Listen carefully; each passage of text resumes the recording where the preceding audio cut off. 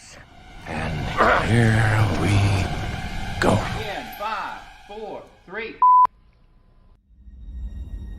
Call to me, lands far away. Elves have forests to protect. We need to build a wall. Dwarfs their mines. Men their fields of grain. But we Harfoots have each other. For I must now wander this wandering day. We're safe. You have fought long enough, Galadriel. No. Put up your sword. The enemy is still out there. The question now is where? It is over. Nothing is over! Nothing! You were the chosen one! It was said that you would destroy the Sith, not join them! If you only knew the power of the dark side. Darkness will march over the face of the earth. It will be the end, not just of our people, but all peoples. Everyone! I am sorry, but their time has come.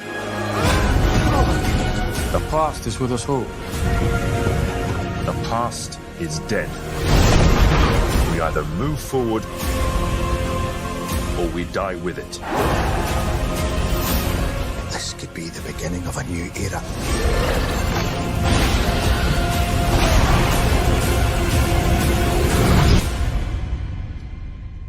Away I must wander this wandering day.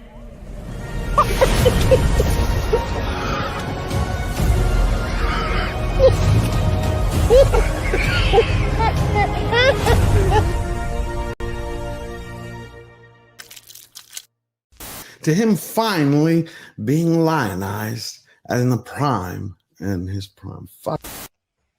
Do it! Shit. Just do it! Don't let your dreams change. Yesterday, you said tomorrow. So just do it! Make your dreams come true! Luke went from being... Oh, no. Welcome, Slayer Nation. I have some great news for you today. I hope you're all doing great. Nope, that didn't work.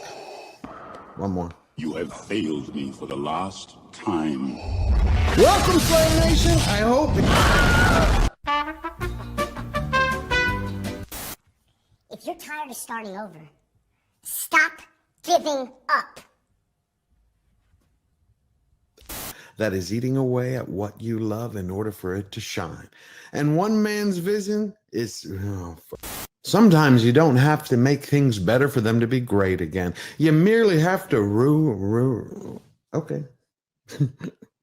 Hollywood continues to slow boil the culture and crazy. Well, right now, Spider-Man actor Andrew Garfield has stepped up and he's fighting motherfucker.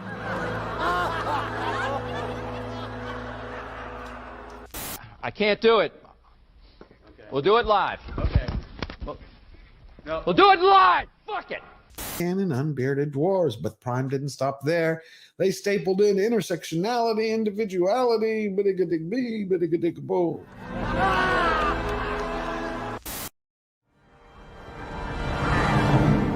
So it begins. At my signal, unleash hell.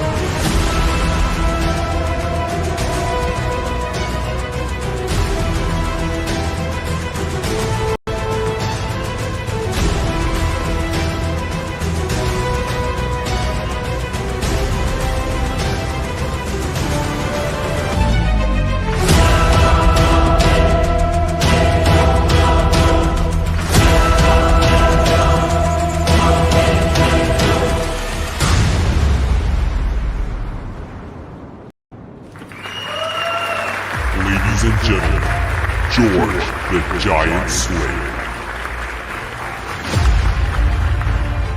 Man, that intro always gets me charged up. Welcome back, Slayer Nation. I'm your host, George Molho. How are you doing today? It is August 17, 2025 in the year of our Lord. And I got to tell you, I love it. I love that intro. It never gets old for me, but we're working on a new one. We're going to work on a new one. It's going to be out soon. And somehow we're going to surpass it.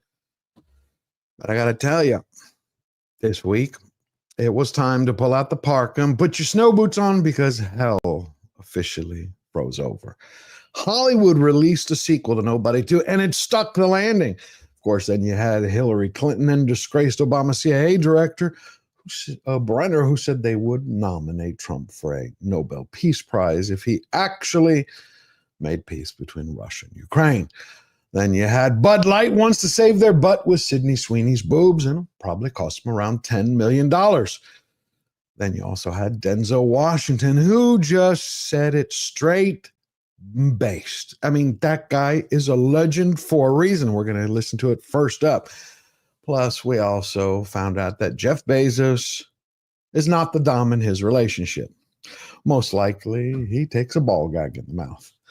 But let's get going. It's time to fuel those flamethrowers, and we're getting roasting because today we're having two very special guests who are going to join us. Archcast, a brilliant mind from Great Britain, plus Gabe Eltaeb is going to be here probably in about half an hour, 45 minutes, and he's going to share what his latest project is. So let's get going. We got Verbal Riot joining us, Derek Anderson, the DA, to preach. Let's the Archcast. How are you doing, gentlemen? Doing great. Well. Hello. Awesome. And I think Gabe is just joining us. Beautiful. Hey. Wonderful that you're here. Glad that you're here. Thank you for having me. Absolutely. I just got home from Denny's where I went after church. Oh, cool. God, what was that thing that I used to get at Denny's? The sunny side? Grand Slam? It was Moons the Grand Over Miami. Moons over Miami. Yeah, that was it. Moons over. You'll tell them, George, I text you panicking, apologizing, telling them I'm sorry I missed the show. I forgot it was 11, but it was at noon. So I wasn't, I thought, I felt so bad. So my apology, I've been corrected. Thank you for that, Gabe. No, always welcome here. Archcast, you're Norwegian? Someone has corrected me. I am Norwegian, yes. Correct. Okay, that's my mistake. There we go. You have a great accent. I was like, let's I take it as a compliment to thank you for English. Absolutely. Well, I'm glad that you're here. I think today, the very first thing we're going to cover before we go into the insanity of Jeff Bezos, what he's doing with Bond. You heard about that, Verbal? I haven't. Oh, before we get that, I want us to clear the decks. Here's something refreshing from a legend. Denzel, kind of like set the record straight about how to live. Okay, bastard. What does that mean? It means you lose public support. Who cares? What made public support so important to begin with? I guess because followers now are currency. I don't care who's following. Okay? You can't lead and follow at the same time, and you can't follow and lead at the same time. I don't follow anybody. I follow the heavenly spirit. I follow God. Amen. I don't follow man. I have faith in God. I have hope in man. But look around. It ain't working out so well. Forget being followed. You can't be canceled if you haven't signed up. Don't sign up. Don't get me started. My chest started hurting. Chest getting tight. Talking about it. I could care less. I love it because she was like, how does it feel if you get canceled? And he's like, what? I don't care about being canceled. I don't want anybody following me. I don't follow anybody. Oh, those were wise words from him. I mean, is that even still really a thing though? Like, I don't even know if that is relevant anymore, right? Like, are people still actually getting canceled? Like, are people still still losing jobs because of, like, you know, public outrage of the vocal minority? Like, is that still a thing? I think so. Gal Gadot seems to think so because she was bring her up. Yeah, Matt, see, because we think alike. Yeah, I have a video. Okay, but was she really canceled? Because here's the thing: if we're basing it on Snow White, that movie just sucked. So, I agree with you. I agree with you. Was it But you because know she was what? canceled or because people just knew it was garbage and didn't go watch it? But Good in her head, she was canceled, or Yeah. at least from some of her opinions. And that's what I was about to say is that in certain circles, you know, they still think they can cancel each other. And so maybe in a small minority group of people off there on the fringes, but everybody else is over it. Like, we're past this point. It's like, all right, man, whatever. You can't cancel me because like Denzel said, I never agreed to be a part of this, you know, and I don't really care what you think anyway. You know, I'm doing what I want to do regardless of what you tell me. And so you really can't cancel somebody that really doesn't give a fuck about what you're doing. That's basically how it is. I don't care what you think about me. So you can't cancel me. You know, say whatever you got to say. That's how I feel like most people think these days, you know. But I agree. You know, like Gal Gadot, and folks in the woke Hollywood bubble, they still think that, yeah, you know, I could be canceled. I better watch what I say. I better, you know, agree with all the right causes. You know, we see it all the time, bro. You know, that's true, man. We got to agree with the right, you know, shit. We got to say what we're supposed to say. Otherwise, we're going to get canceled. What do you think, Art? Do you think it's still a thing?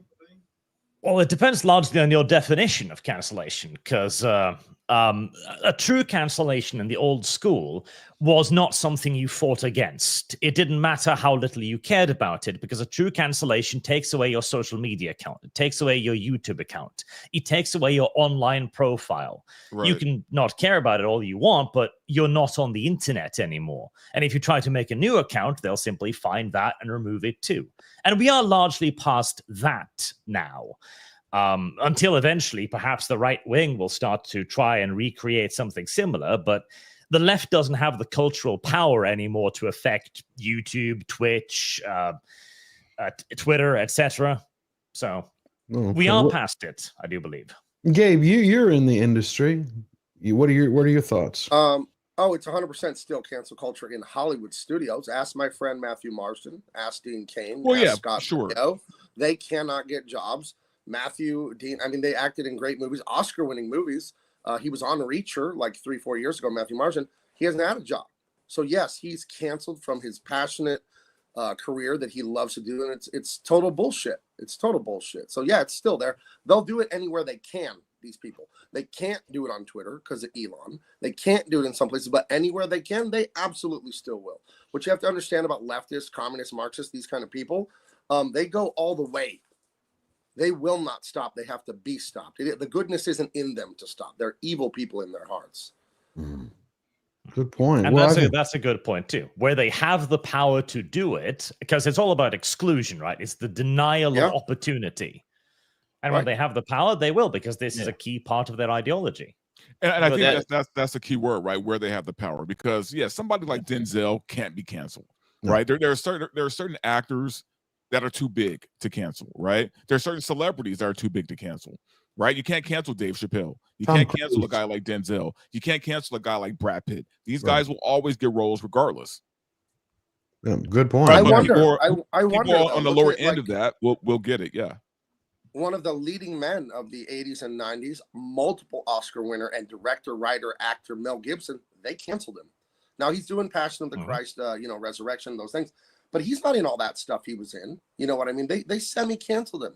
Even as powerful, I would put him at a Denzel level. I would. Oh no, but you're talking about at a time when cancellation was a big thing. I'm saying now, as it stands, like now. You know what I mean?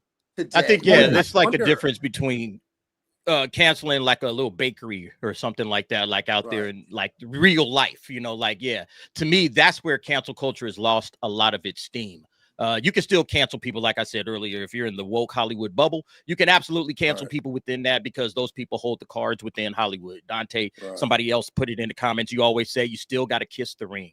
You know, you still got to bow down and bend the knee to those guys in the woke Hollywood. But outside of that, nobody gives a fuck. What would good point. Can I want to ask a question just to everyone.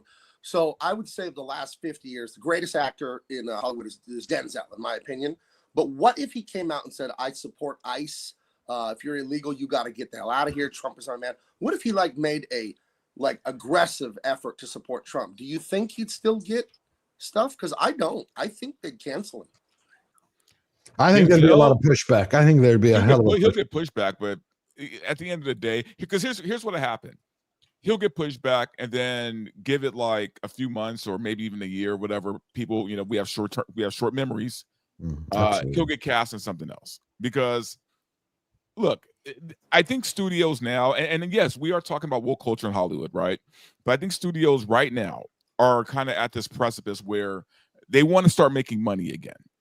Let me rephrase that. Let me rephrase that. They have to start making money again. Yeah. Right? Like that's the thing.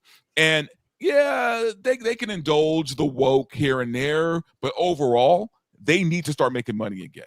And they're starting to see that, right? Other companies are starting to see that. We look at American Eagle and this whole Sydney Sweeney ad thing, right? Yeah. Before her was their spokesperson, their marketing tool was this huge, like 300-pound black woman, right? Because they were trying to appease the woke mob, basically.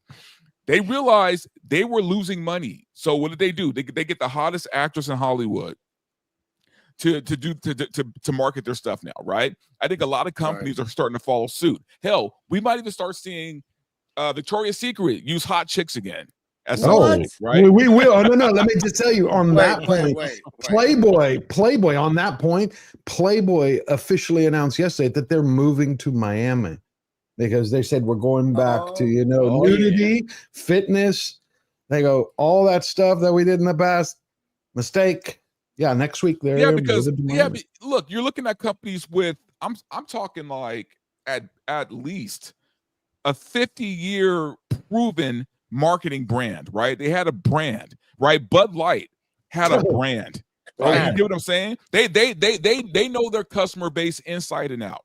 Victoria's Secret was based on sexy women modeling sexy underwear, right? Playboy, I mean, come on. Playboy was a lifestyle, right? For the rich and hot. So when you stray away from that, which they did, now they're all scrambling to get back there, right? Because they know they can't afford this anymore. They can't. You know what? The woke project was great and all. It was great, right? To see if the big experiment, right? To see if we can change reality. It failed. Now they realize they got to start making money again. That's correct. It failed because woke at its heart is about taking every broken toy in the world and promising them, you loser, we will make you feel good if you go break the world. I'll believe it when Lizzo is no longer a popular celebrity. Then I will believe that this thing is dead. As long as Lizzo lives and has a career. No. They are going to give us. I mean, as long as she got a career and she's making money. No. Dude, she can live in music, right? She can live in music, right? Yes. That's her thing. But I don't want to see her on the cover of Sports Illustrated swimsuit, right? I don't want to see her on the cover of Playboy.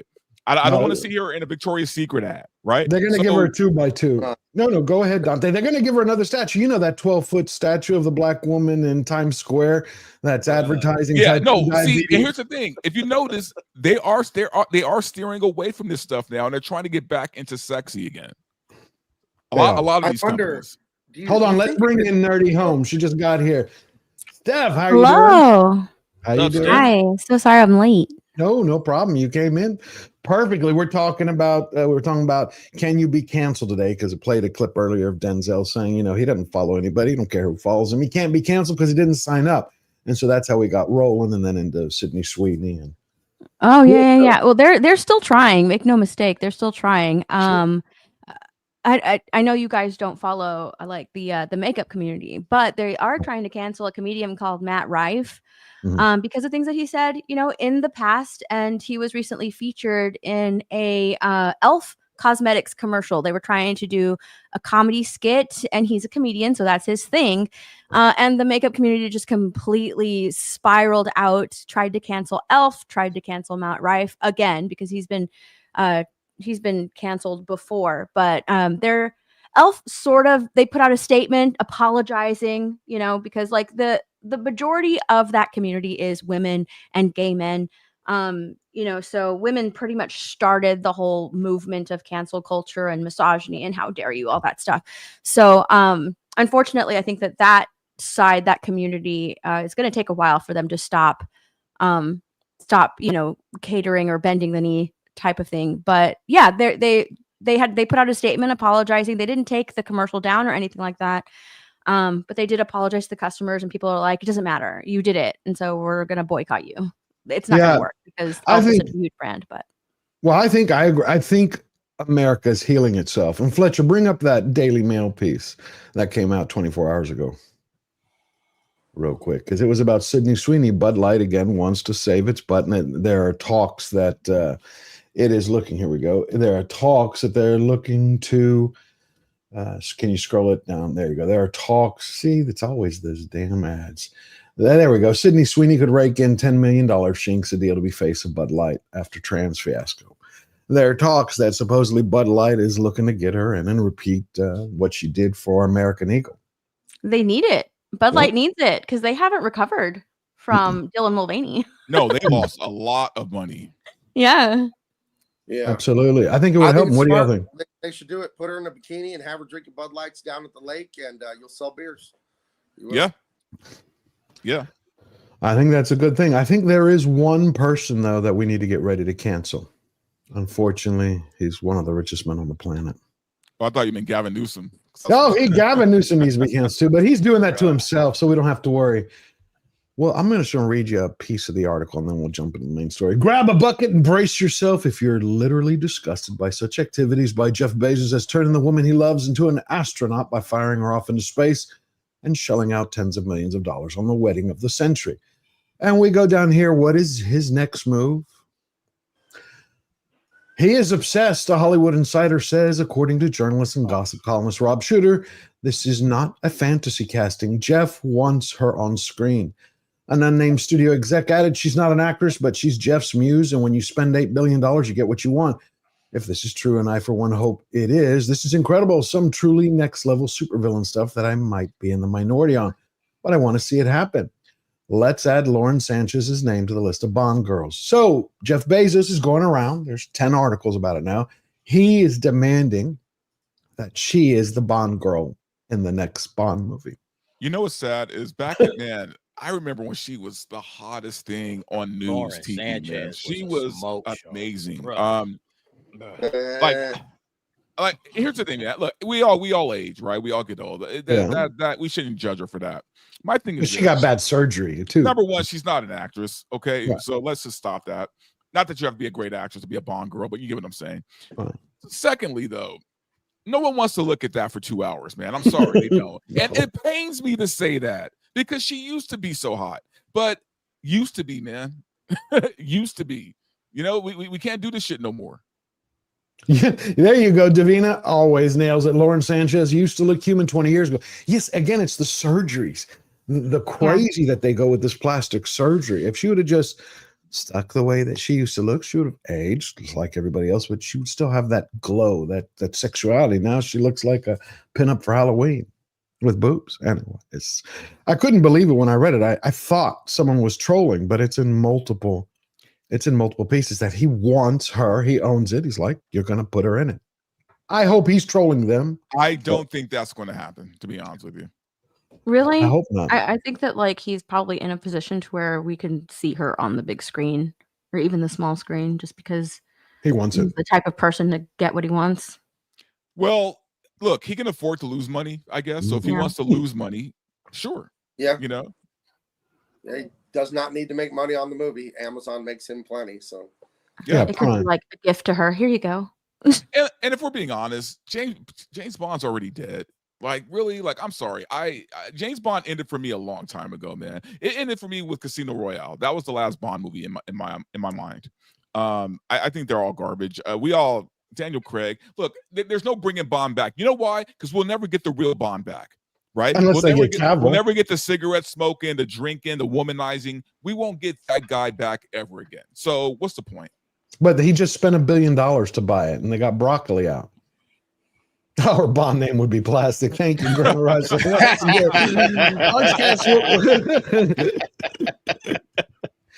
No, Dante is 100% right. We're never going to see the Bond that made Bond. You know, like the Sean Connery Bond, where you can like smack him. Well, I was right. You can't do that now. You can't do that no more, man. You know, like that kind of James Bond is gone. Those days, you know, and they've tried to update them for modern times. And we got Daniel Craig. You know, so it's over, man. I think you can. Look, cast Henry Cavill. Yes. Don't screw that up. All right, you're gonna screw everything else up. Cast Henry Cavill as Bond. All right, you already got him over there at Amazon, and just move on. You'll be fine. But if they try to do any other slick shit, it's not gonna work. All right, it's not gonna work. Henry Cavill. They set the story in the Cold War, the late 50s or the 60s. Yeah. Then Sydney Sweeney is the Bond girl. You're printing money. Instant win. Instant win. Yeah. From Pussy Get Order, Bubblicious. Yeah, I think that would work. What do you think, Arch? You think James Bond? I think we could see that actually. Because as has been said, yes, these companies want to earn money. Now, wanting to earn money means that you need the money. Bezos doesn't need the money yet. He can hold on for a while longer. He wants to see, for some reason, his girls in the hands of a far younger, far more attractive man. Oh, yeah, that's gross. Is interesting in and of itself. So maybe he's a cuck. But once they do need to earn money and they have James Bond, yeah, no, absolutely. Cavill, Sydney Sweeney, it will be the movie of the century because everyone will want to go back and watch the good old Bond again. It will set audience records. I agree with that. And especially, he must be semi-serious about Bond making a resurgence because he's got Denis Villeneuve and he's got Stephen Knight now writing it. I mean, they're not getting crap people.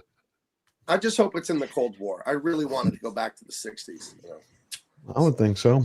Let me look at a couple of super chats and we'll move forward. We got Lynn Simmons became a YouTube member. She joined George the Giant Slayer in Slayer Nation. Thank you, Lynn. Can't wait to see it. Whoop, we just lost Dante. He's probably having some Wi-Fi issues.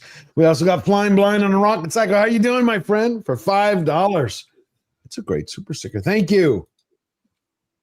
Wow, that Bezos thinking about that to put Lauren Sanchez in Bond. It's like, I saw Mad Men. It belongs to him, so I know it does, but that's how you destroy something. I mean, because everybody's it'll be nepotism, example of perfect nepotism. Like the owner of the Dallas Cowboys, Jerry Jones, is like, my nephew's going to be the quarterback today. Yeah. It was 85-0 or something like that. Yeah. It's crazy. It's his right, so. Wait a minute. Talking about the NFL real quick. I wasn't going to cover this, but I had saved it. I was like, maybe we'd do it later. I saw something again I could not believe. Have y'all seen what happened to the NFL? I already know where you're going with it. I love it. I already know where you're going with it, George. And there's a reason. I have a very good friend of mine who was always here, Man of War, and he's like, he stopped watching the NFL a long time ago. I stopped watching the NFL, and now they're never getting me back because this is talk about not knowing your audience, man. Oh, one of their new cheerleaders.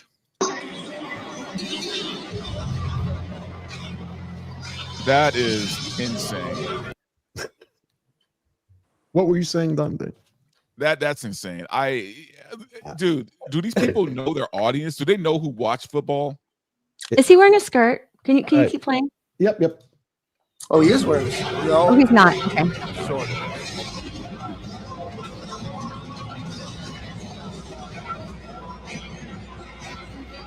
Wild.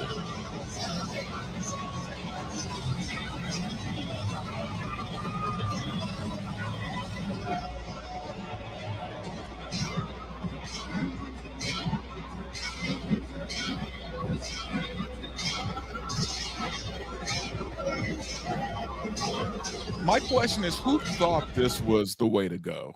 Who thought this was a good idea? Who convinced him to do it is what I'm wondering. Like, okay, you're going to make a fool out of yourself in front of millions of people. Yeah. As the male cheerleader in the NFL. Well, he's not the first. The first one was in 2018. Yeah. So he's not the first. I think 9 teams have male cheerleaders now in the NFL. Wow. But see, it's one thing. I don't know how the male, listen, I don't go to the games and watch and look for the male cheerleaders, but I know that they have them in college and, the big buff guys that's throwing the women up and holding their feet up and, doing all of that kind of shit. Like, that's one thing. Okay. All right, fine. They're on the cheer team. But to have them out there doing the dance moves with the girls and doing all of that, man, that just looks like downfall of a society to me, man. That's the way all of that comes off, man. It's like we are degrading as a society and as a culture. And football can't just be masculine? We can't just have anything masculine anymore where, okay, we got hot cheerleaders, we got guys out there playing football, destroying each other on, like gladiators. And we got the women. I mean, what happened to that? Why can't we just have football? Why can't it just be football? Why we got to just do this? I just don't understand it, man. I'm so frustrated with football now. Listen, we all got fantasy teams that we kind of keep our eye on. And that's about it.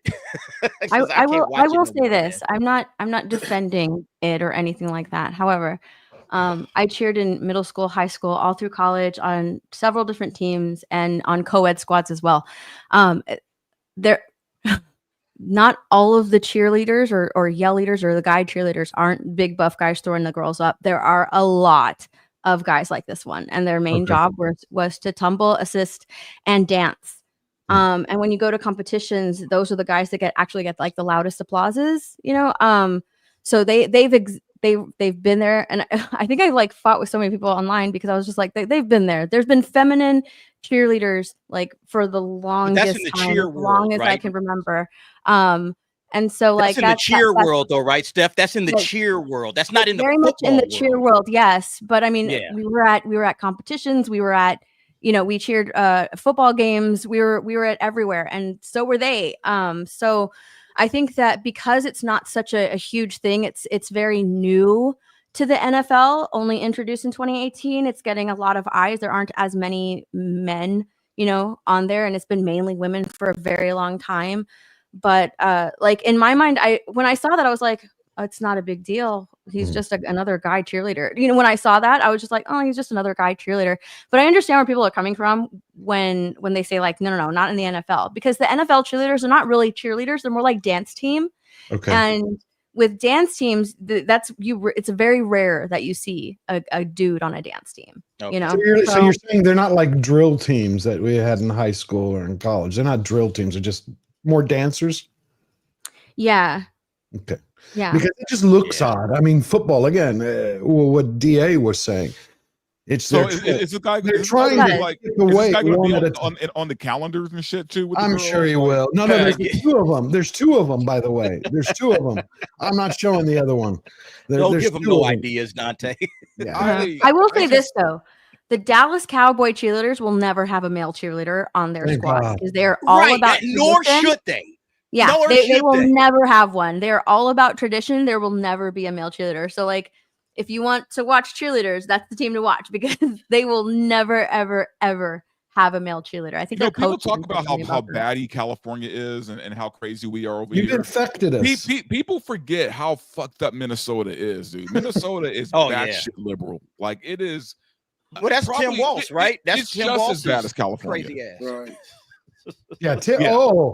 Oh, wait a minute. Now you brought up Tim Walz before we jump into Peacemaker, because you hit something for me. Tim Walz's daughter came out the other day, right? Where is she? I have her. Wait, came out or came out? No, not came out that way. Okay. Not came out of the closet. I mean, she won't. She likes to yap, and she is as nutty as her father is. She thinks this was, I guess, cool. Hold on, because you said it, and then also Cackle's stepdaughter came in, but to say a few words about how she's stressed. Oh, the one that looks like Weird Al? The one who was hired by the top model agency in New York, and they said she is the new beauty standard. Not this one, the Cackle's daughter. But here's Tim Walz's Tampon Tim's daughter.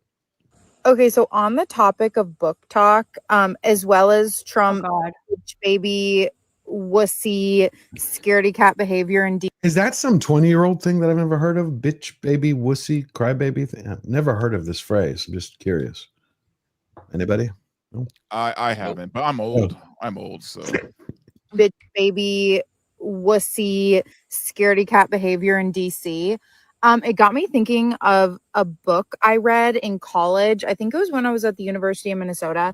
It was Locking Up Her Own by James Foreman Jr. And it talks about what led to, arguably, you should also read the new Jim Crow and then go into this one along with like a million in between. But that's just 1, 2. You kind of get it. But like, okay, enough of her jibber jabber.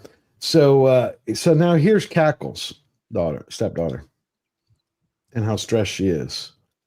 I feel disgust at what's going on in the world around genocides, the loss of rights, the loss of healthcare, the just general fear that everyone. Yeah, it's supposed to be, but you know what really threw me? Her fingernails are filthy. I know that sounds weird. I'm No, a it's clean disgusting. freak. It's It is. It's just they're filthy. Filthy. It's like, where are you putting your fingers? Fear that everyone has surrounding affordability, their lives, their livelihood, like everything. It's just, it feels so big. I think everything with the environment is really fucking getting to me. And so she goes on for 5 more minutes to basically explain how climate change has stressed her out so much that she needs to take time away, to recharge. Maybe get on do some love that, antidepressants.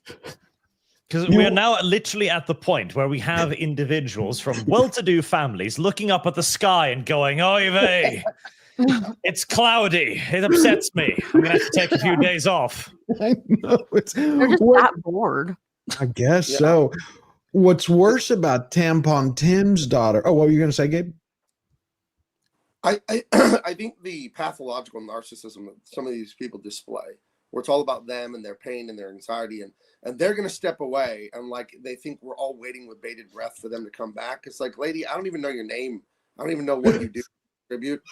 And the leftist movement and all that. I realized, I was thinking about it last night, what wokeism ultimately is. If you boiled it all the way down to its essence, it's anti-Christian ideology. And what the West is, if you boiled it all the way down, is European Christianity. That's what the West is. And if you want to have what we had, everything good we have, you do have to embrace those traditions, whether you're religious or not. But if you want to get away from this stuff, but you don't want to have the stuff that made it, you're never going to get it back. And people are looking for answers everywhere, and they're freaking out, and they have anxiety about it, the climate and the genocide and all this stuff, and they can't calm down. It's I don't know, man. It's something to watch. These people are so self-important. It's so bizarre. It is. What's odd is Tim's daughter keeps releasing these videos, and this one was in reference to how Trump took over DC using the Home Act, right? Because she's saying this is all made up. What I found odd is that it was defended. His decision was defended by one of the people who I would consider to be left of lefties, who once said, it gives me a tingle down my leg. I'm going to play this and we'll jump to Peacemaker. Ooh. It's funny that Chris Matthews defended it because they're all trying to say what Trump is saying is a lie. Crime is down, except for murder is up. And the murder rate, you can't keep saying violent crime is down, but the murder rate's up. To the average person, the murder rate's about life and death. You don't brag about a rising murder rate. And the Democrats are, I agree with you, Mika, they're falling into the trap of defending what's indefensible. It's a trap. Yes, it's a trap. I mean, if it's not a winner politically to say, oh, you're wrong, look at the data. Because, if one violent crime happens in a very heavily populated part of the city, people hear about it and it's visceral. They don't want it. Yeah, they don't want to die. That's the bottom line. Crazy? Can I say what's something crazy, about George? crime is down? Can I say something about that? Yeah. Some leftist was trying to argue with me about that. And I just made up an analogy of 900-pound man now weighs 700 pounds. It's like, yeah, the crime is down. It's still horrific in DC. It's a top 5 crime city in America, top 60 in the world. That's our capital. We should have pride in that city. The first time I ever saw a homeless person, I was 7 years old. I was in Washington, D.C. And I asked my mom, why is that man sleeping on the sewer grate? And she told me he didn't have a home. I'd never seen that before where I lived in Colorado as a little kid. It's a horrible city, horrific city. Yes. It is. The first time I was ever warned about going out at night was when I visited Washington. Oh yeah. Dangerous. That was the very first time I was ever warned about visiting any place was there. Yeah, I went to the Capitol when I was a kid, probably like most, for your school. You go to the Capitol and they're like, stay in the group. Do not stray from the group. And it wasn't just your typical, we're going somewhere, like, do not move. What's odd is for as much as the media is trying to say this is crazy, there are a few videos where you have regular people are coming out and they're saying how wonderful it is. finally able to chill at a red light with my window down, not worried about if one of them young niggas is coming. Riding through the city, feeling more safe than I ever felt. Which I didn't realize until I started researching this, that at red lights they would carjack you. Yeah. I And the did. thing is, you won't see this on CNN though, right? Nope. And here's one more. Yeah, well, go ahead. No, yeah, okay. Let me play this and you'll see how people are Are thrilled. you from the area of DC? Or are you a tourist? Born and raised. So you're born and raised in DC. Are you here are you working in the area or just tourist right now? Not far from here. Where do you, if you don't have to tell me, but where do you work? I work at a law firm. So you're an attorney? No, but I assist. Oh, cool. So what are your thoughts? Today we're talking about DC crime rates. Is it safe to live in DC? Do you agree with President Trump federalizing for 30 days to sort of stamp down on crime? What are your thoughts? I agree with it. I was born and raised in the district, and I've never seen the things that I see today with children as young as 3 years old being shot. I mean, where does that happen? I think it's a bad idea to fear what this president is doing. I mean, he actually lives in the city now. I mean, come on. He would be foolish, I think, to ignore things like that. A child 3 years old being shot, or people being shot on the bus. I mean, One more. I'm going to show you the weekend. I'll open it up. One more. I just want you to hear this gentleman. He puts it the best for a minute. Man, down the city is quiet as a church mouse, young. I came all the way down Pennsylvania Avenue this morning. So peaceful, young. I don't smell no weed, young. I don't see no homeless people. I mean, I came all the way through the southeast side, all the way down here. You see now I'm at the White House jump, man. It's quiet, young. It's a shame that it takes somebody to have to sit in your classroom in order for you to be in order, yeah. Because that's what it feels like, yeah. You gotta be babysitter to do your job, yeah. Stuff been out of control for years. Anyway, he goes on and he's thankful he can now walk around and Right. Well, he's happy. Who wants to live in a war zone like that? I have a wife. I have a daughter.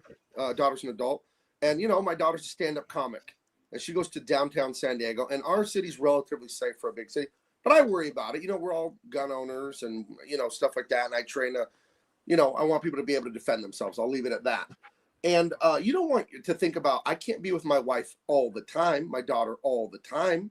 Right. And I would say anyone who's against the police or law enforcement, they always call people like me conservatives or racist. I would say you're a racist, because the people in a city like DC and many of our metro areas, it's black people, it's Mexican people that are suffering a lot there. Good, hardworking people who happen to be poor and live in a ghetto, and they're getting terrorized by criminals. And you're like, oh, it's racist to have cops. You're hurting the black people, the Mexican people, all the poor people. You're hurting them more when they can't go to the ATM at 10 p.m. It's a prison to live that way. I'm a man. I don't worry about it going out at night. But if I need to do so, I live in a nice place. I live in a nice neighborhood, a nice city. But I still wouldn't let my wife go by herself to the ATM or something. I was like, I'll go do it. And that's fucking terrible. And these people are there. You know what's crazy, Gabe? Trump says up, they just say down. They're yeah. You know what's crazy, Gabe, is I did a trip to Tokyo and to Japan about 4 or 5 months ago, and women walking the streets at 11 o'clock at night was just normal. They're up and down the streets. They're going around. They're going to the little local stores, family marts, or they're just coming back from wherever they're coming from. No fear. No fear. Zero fear. And like Trump said, it's like you should be able to walk through your nation's capital. Oh, yeah. Your nation's capital. That's like the most important city in your country. You should be able to walk through that and not have any fear that you're going to get robbed, that you're going to get jumped. The place should be absolutely clean and immaculate. And it should be people just say, hey, I'm in the nation's capital, the United States. Hey, maybe other parts of the United States are bad, but here it's safe, it's secure, and it's one of the biggest crime cities in the country. It's ridiculous. It's ridiculous. Right. And anybody to push back against that, like Gabe said, the only people that are getting hurt out of this, when you start pushing back and saying, oh, it's not that dangerous. The only people that are getting hurt are the residents that live there, the black people that live there. If you see the murder rates, it's all black people.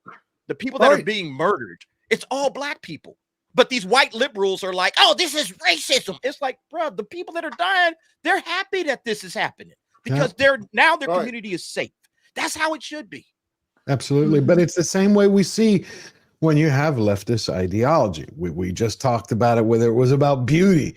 I mean, beauty in the 90s, even in the 80s, beauty was a default standard for the media, for Hollywood. Is beauty. Today, it's a fucking subscription service.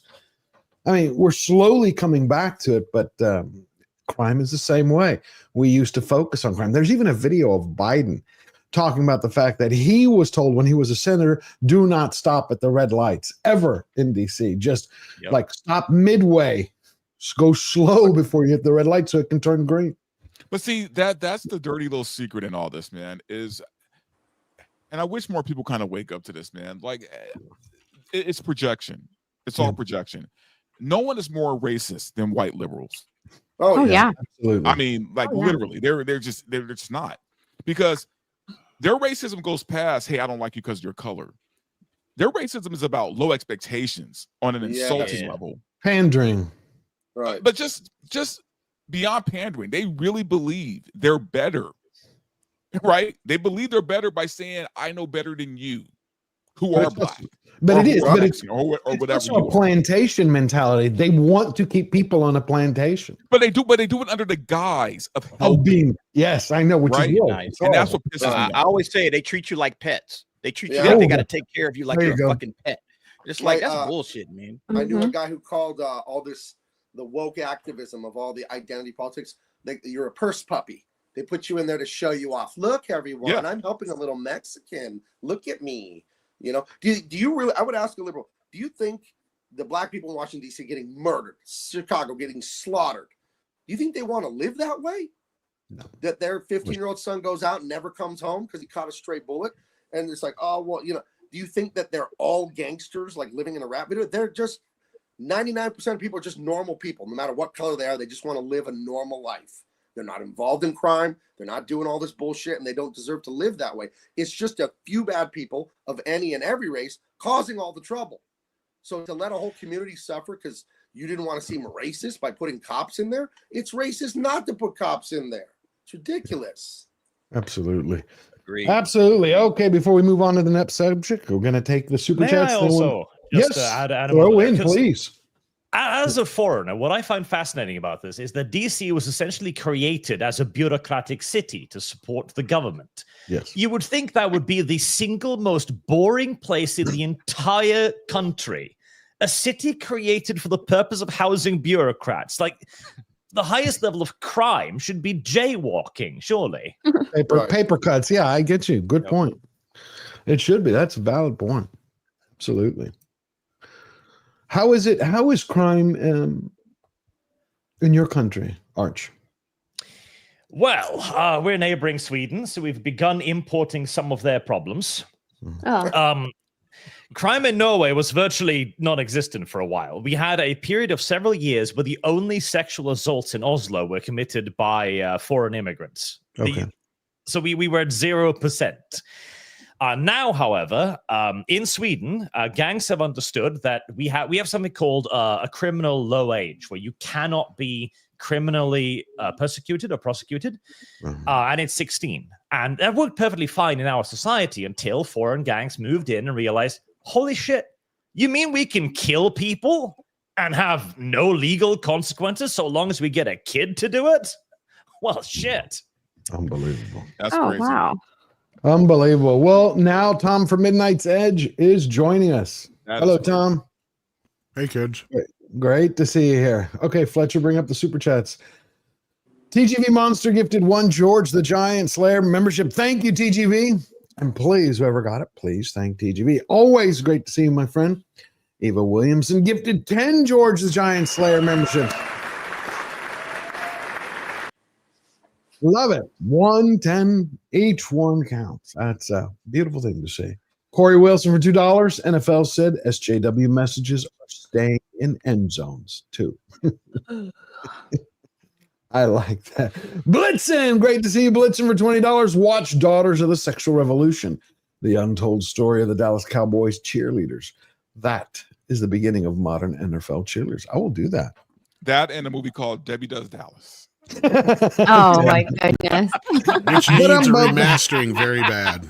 I'm not even kidding. It's not even available on Blu-ray. What kind of world do we live in? Wow. That was a good one. Okay, the king of the mods is here.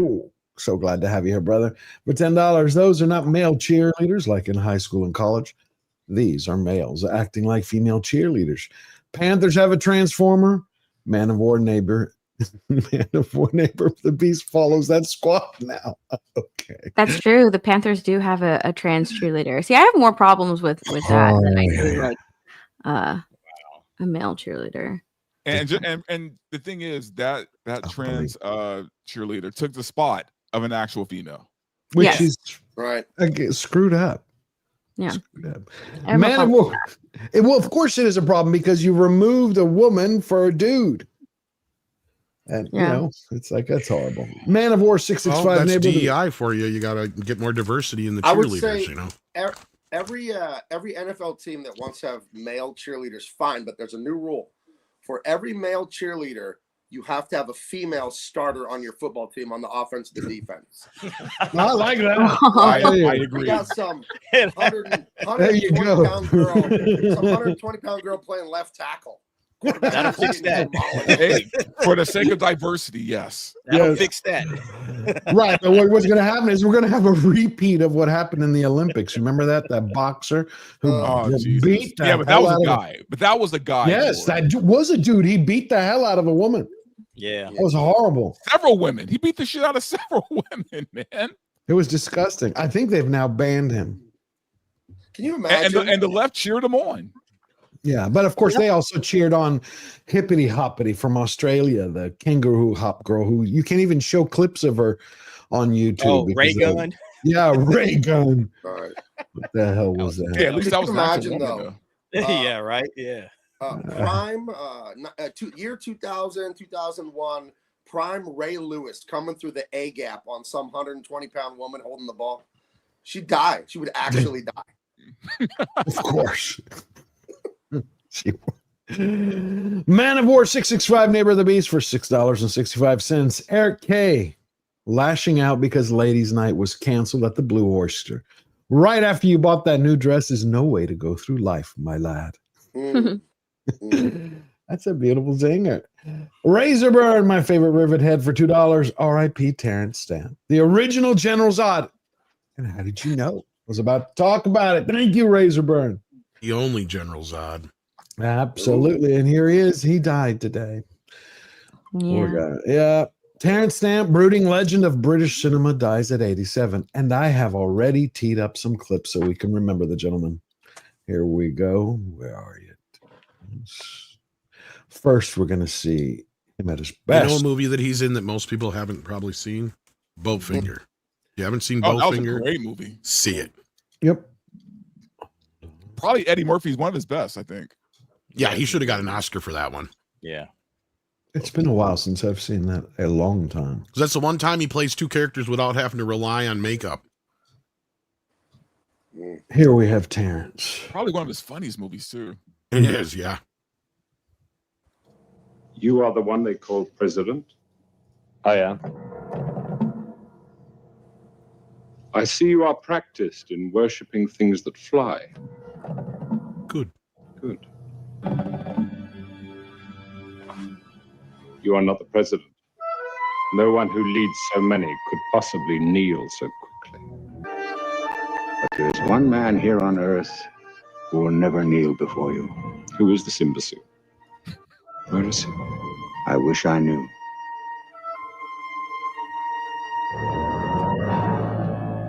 Oh, God. No. Zod. I love that. It is. And he was brilliant. And my other favorite line in that is when, like, Lex is all, Neil, Bill, that'll close down the town. He's like, why do you say these things when you know I'll kill you for it? It's just the way he delivers it. Oh, he was masterful, man. In The Limey, he was brilliant in The Limey, too. If you haven't seen it, check out The Limey. Great movie. Yeah. Yeah, I have two more clips because I want to, so we can honor him. This one is just a complete contrast to Zod. Hello. Could I please have a Stallion Tonic, a Bloody Mary, and a Lime Daiquiri, please? Well, He had an incredible range as an He played actor. a lot of different parts. He did, and this is what I find is the funniest one. Is he talked about Brando on the set? It's about a minute on the set of Super Cool. R.I.P. Terrence Stamp. I already miss him. Great work. We're losing so many greats lately. Now, who has seen Nobody? I have. You have. Yeah, Gabe? loved it, man. Steph? A lot of fun. I have not. I was told to watch it though because it's so good. It is. Like Nobody and Nobody too. I was surprised because Nobody 2 actually did something which is rare. It stuck the landing as a sequel. Like, to me, it's as good as the first one. And it had family values. I'm like, this is coming out of Hollywood. Fun, action, family values. Is like, what happened? But it's done really well. I'm just it's a confused. man protecting his family, when they're in the mix. Like the original one kind of had that same, he was, got caught up into something and now he has to, go to war, but he's protecting his family. Same thing here, and it's just fun. It's just fun. I love the beat 'em up, blow 'em up, shoot 'em up movies of the 80s. Give me Arnold, give me, Sylvester Stallone, Action Jackson. Like that was my jam when I was a kid growing up. And it's no different than that. I saw somebody say that this is literally like them stealing the plot from all of these various 80s action movies. And they're just basically, giving Bob Odenkirk hey, we're just going to do the exact same thing we did back then. And it's simple. It's only like 90 minutes. It's a short movie. And everything lands. I loved it, man. It was phenomenal. It packs a punch. I was surprised because I had no idea what Nobody was. The movie, what, like, I had no idea. And then I had a friend of mine watch it and he was like, you need to watch Nobody. It's really good. And I was like, well, who's in it? Bob Odenkirk. I was like, really? Better Call Saul. Like Better Call Saul. Okay, how does he do as an action star? Because I've never really looked at him as that type of a role, but surprisingly well, they really enjoyed it. But because he's supposed to be like a nobody, that's basically the whole premise. He's not like some big hulked up action star. He's just a regular looking guy. But he kicks all kinds of ass, especially in this movie. I mean, he's taking on like swarms of guys. There's a warehouse scene where they go inside the warehouse. I won't spoil it, but I mean, it's great when they finally get inside the warehouse and you see what's going on. And there's a kid in a van and he's just kind of watching the action happen outside of his van window. And it's just insane. It's like they really do a great job with it. Shout out to those guys. I think it's the John Wick crew of people that make the John Wick movies. No, they nailed it. They nailed it. What's great is that I can see, though, there were a few people I saw online who were like, did you see the ending was woke? I'm like, no, it wasn't. It's like anytime, when you had Sharon Stone fighting, when you had his wife, Connie Nielsen, and then they were trying to say that was, I'm like, no, it isn't. We've had female action stars or females fighting, women fighting for a long time. Ripley, anybody, but people forget Colombiana. Again, La Femme Nikita. Yeah, but it was good. It's a solid film. But I can't understand how it took third place this weekend. How Freakier Friday beat it. Weapons, I get. Hey, don't underestimate the millennial audience goer. Because I think it's like that bracket that also made Lilo and Stitch a $1 billion movie as well. That millennial, But for Freakier Friday over Nobody? Yeah. Yeah. Don't underestimate the millennial crowd. Their want of nostalgia is like really fueling the movie industry right now. Theme park industry, all of that. Like it's all catered to millennials and their children because millennials will take their kids to go and see something if it's nostalgic to them. They thrive on nostalgia. Okay. I went nostalgia, by the way, got me yesterday. I went to the 35th anniversary of Teenage Mutant Ninja Turtles. I saw that yesterday at the AMC. So did I. Held up. I loved it. I was 12 years old, 11, 12 when that came out, and I stood in line with my brother for an hour and a half to watch that. And it was great seeing it on the big screen again. Love that one. I think that's a great one, the original. Yeah, I went and saw it yesterday as well. I've never seen it in theaters. I've only watched it like at my grandma's house on DVD. So that was really cool. I was like, I want to know what it's like going to the theater and watching this movie, and it was awesome. Yeah, it sounds like a lot of fun. I haven't gone to see it yet, but we also have Breakfast Club is coming out September 7th and 10th in a theatrical run for its 40th anniversary. Oh wow. Yeah, I think they just here's the movie poster. Hold on. Yeah, Breakfast. I was shocked. I was like, well, that's the movie poster for it. September 7th and 10th. I couldn't believe it's 40 years. That's a horrible poster, but awesome movie. I know like movie theaters used to do like these niche things, like once a week we'll show like an old movie, but they didn't make it like an event. I think like now it's like a huge deal. We're celebrating the anniversary. Come to the theater and watch the movie in theaters. They're really relying on cock porn buckets. Oh my gosh, on popcorn buckets, on popcorn buckets and nostalgia to bring people to the theaters. I think she said something else, Tom. I think Steph has been to the Kenosha County Fair. That's what I think is going on. We're gonna have to clip that. Clip it. Cock porn buckets becomes a new cock thing. porn buckets, baby. Wow. Now we're talking. That's the next step. Hey, whatever gets into the theater, man. Right? Well, this is what I was talking about. That's what got Pee Wee Herman in trouble, right? Yes. Oh my God. That was before the cock porn buckets. He made his own. I didn't know those special buckets. When I was in line yesterday for Ninja Turtles, I was getting my granddaughter some popcorn. The Galactus bucket and the Herbie bucket, they're $80. I know. I thought they were $20. Piece of plastic. No. I thought you would get. No, sir. They find a way to take every bit of your money. Right. So we got a cardboard popcorn bucket. That's what we. I think the worst one was the Dune, the sandworm bucket. That was one of the most popular ones. I know, but it was just like, come on. The way it was it a looked. fleshlight. Yeah. I love the Deadpool and Wolverine one, how they took inspiration from the Dune popcorn bucket. It was just Wolverine's mouth open wide. I know. It's crazy. I still say this is going to be the toughest one to beat. I mean, I really don't know if they can beat this one. Did you pay $80 for that shark? Fuck no. This one's not 80. Luckily. The reason that you're talking about the ones that are 80 because they're huge. Yeah. And they were gigantic, but still 80. Come on. Yeah. And it lights up as well. Yeah. And you can use the Galactus one as a mask. There you go. you need to copyright that, Steph. And Steph actually was mentioned in a Breitbart article this week. It was yesterday. Oh, was I? Yeah. Hold on. I had it up. It was before we move on. Where did I put it?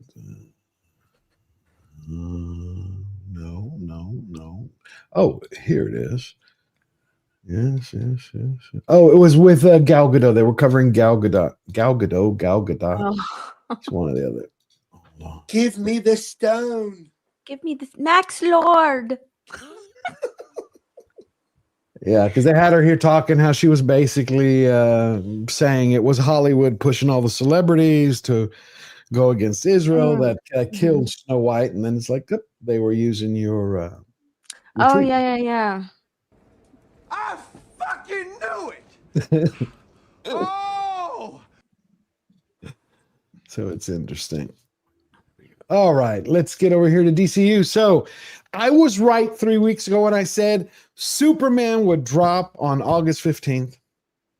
Everybody was saying no, the 25th. Well, it dropped on the 15th, and they pushed Peacemaker to next week. Here is the Red Band trailer for Peacemaker Season 2, which already has 100% Rotten Tomatoes score. I was stunned.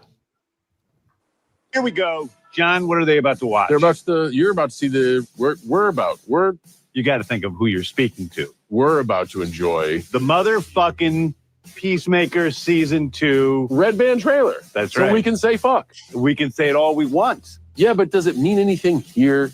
It also means John Cena can apologize in Mandarin. Just They're so cringe. I can't stand John Cena, but I like Peacemaker. In the trailer, aren't the fucks more powerful in the trailer? They're really You powerful here apologize. too. And 1, 2, 3. Everybody watch the fucking Peacemaker season 2 trailers.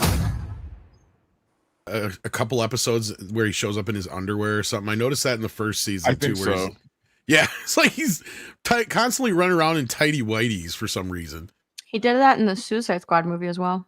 Yep. Did he? Well, that it must be Mhm. some character thing they did, but like I don't. Yeah. And his ego probably has to show up too in his little tidy whitey. Was that a Yeah. man kissing him Where? when they were kissing? When they were making out? Was that a guy and a girl? Oh, That's a dude. you caught Yeah. it. He's Yeah, going that's for a dude. the cock bucket. Well, they did insinuate in the first season that he is a sexual deviant of sorts. Yeah. Yeah. Oh. They established that. What is it? So I really liked the first season, so I'm actually. I looking did. forward to this. I did enjoy most of the first season. It just takes a lot for me to put up for Cena, so that's how much I enjoyed it. Yeah, there's a clip from it which I'll share you with you in a minute. So, what do y'all think? Interested? Peacemaker season 2? I'm I'm very. not only because I I'm- didn't like the character from Suicide Squad, so I never watched the first season. Okay. Yeah, so I didn't like the character. I didn't like the version from Suicide Squad either, Steph. But I just watched this show after Superman because I knew the second season would have to follow Superman, so I wanted to be up to speed. And I ended up loving it. So Good. I I was not what I was loved him expecting. in Suicide Squad. Like his relationship with Idris Elba, I thought was Yeah. hilarious as fuck. I love that. I liked Yeah. Idris Elba. I just couldn't stand his character. Which You know one? what, though? John Cena is a better actor than I think a lot of people give him credit for. Like I think, like I'd much rather watch John Cena than The Rock in anything. at this Oh, point. I agree. Actually, That's yeah. true. I agree with that. That I will agree. I like And I him never- more than Batista. I like him more than Batista as well. Dave Batista. I think Batista is a better actor, but I think Cena is just more enjoyable to watch. I'm not so sure any more Problem verbal. with I John probably would have. Cena is that he's an enormous China cuck, and that immediately Yes. negatives his reputation Right. quite heavily. Yeah, that's But the on the other problem. side, I would almost argue that he's kind of the better actor than Bautista is. Well, he's a I mean- better he's a better comedic actor for sure. Yes, he has much better comedic timing and all that kind of stuff. Yeah, and even just like Batista just kind of does his thing. Like he doesn't really have a range, in my opinion. Like he's fine in certain roles, but like I will give credit because like I didn't care for the character in the original Suicide Squad, but now after seeing the Peacemaker show, I watched Suicide Squad again, and I kind of like, okay, now I kind of get his character, right? Like I didn't quite Right. get it at first. And honestly, I feel like this is James Gunn's wheelhouse, right? Like these kind of characters are where he like kind of excels. Like I don't think. Look, like I said, I enjoyed Superman, but I don't think Superman is his wheelhouse, man. Like these kind of characters, these off the wall, like characters no one knows about. Like he does great with these characters, man. So I don't know. I think for me, this will probably be better than Superman for me because this is where James Gunn kind of really shows his stuff. Shines. Where you're saying where he shines. Yeah, it's where he shines. Yeah. Yeah, I think this is his Absolutely. That's a wheelhouse fantastic 100%. point. Yeah, this is where James Gunn thrives, you know, when it came to Guardians, you know, this is how these kind of characters that nobody's really heard of and they don't have a, 60, 70, 80-year history of being in the mainstream. It's like you can kind of do what he wants to do with the character. I think that, look, I like Peacemaker season 1. I thought it was solid. I am looking forward to seeing what he's doing in the second season and how he's going to blend all of this into the DCU. That's going to be interesting to look at. I think I have a major problem with going from, Superman, which is mostly, family friendly for the most part, to Peacemaker. And that's and this is hard R. This is not like soft R. This is as hard as it gets when it comes to R rated shit. No pun intended. Yeah, this is going to be interesting to see, like, okay. And he said this is like how the reason that he brought Superman out when he brought it out is because he wanted everybody to have an opportunity to see it. This is from James Gunn's mouth, so that it would lead into Peacemaker, because Peacemaker is going to really build out the DCU. And I'm like, you're building out the DCU with a hard R, rated R, like for kids? Like, I don't know how that's going to work. I don't know if he exactly put it like that, because my understanding of it was, and this is also from what I had heard, and basically is that he didn't want to put it out this early. That was because I was being told that before too, and he said that it's not all up to him. He said that part, but the reason it's being put out early is because it leads into Peacemaker season 2, and you kind of have to have seen Superman to know what's going on because of all the Pocket Universe stuff. No, I get that part, but as far as like, I don't know if he ever really insinuated you have to see this as far as like seeing anything else, because that's what I've been told, and even I know somebody who's seen the first 5 episodes has said the same thing, that it doesn't feel like this is going to set up anything else, that you have to see Peacemaker to understand other things, but you have to have seen Superman to understand Peacemaker. It does make me wonder though, like we're getting 2 extremes, right? We have Superman, which is right. You know, That's what PG. That's what Derek was saying. Right, but we're getting PG and then we're getting rated R, right? So it's almost making me wonder where would Gotham fit into all of this, right? Like when we finally get a Batman movie, right? A guns Batman, right? Where does it fall? Is it more on the Peacemaker side? Is it more on the? I think Superman that he side? actually answered this already. I think he said that he's gunning for a PG-13 Batman. Okay, But I didn't hear him. But he say did say that there was going to be, R-rated stuff, PG-13 stuff, animated stuff. It's going to be all over the place. But my understanding is that it's going to be a lot like how Marvel was when it first started out. The movies will affect the shows, but the shows will never affect the movies, is my understanding. See, and that's why they did this, and somebody had to convince him to put Superman out early, because clearly you have to see Superman to understand the Pocket Universe shit that's coming up in Peacemaker season 2. Well, I actually think that's a good idea though, because I want to return to the point of the wheelhouse, because I think the big part here is reverence, right? Superman is a character for whom we have reverence. We have history, we have a relationship. He's established. We know how he's supposed to be.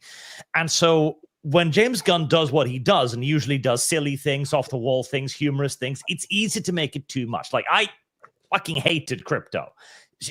It was too much, too jokey, too taking away from Superman. But with Peacemaker, you can do whatever the hell you want. I don't know who the fuck he is. I have no reverential relationship with him. You want to watch him get rogered by a dude and a girl at the same time? Funny. Just don't do it, Superman, And also his sidekick, Eagly, is a lot more enjoyable than Crypto. Like Eagly was great. I hated Crypto in that movie, man, but I liked Eagly, so I like Crypto once. He beat it to death. Once was cool. Yeah, if we had got just 2 scenes of Crypto, I'd have been like, okay, cool, Crypto. Yeah, But I would have been good with. it got a little too much. Too he much. even became the reason why he defeated Lex Luthor by going after the cameras. Like, no, Superman can move at the speed of Mach 11. You're telling me he can't snatch? Well, to be fair, he told Crypto to go after him.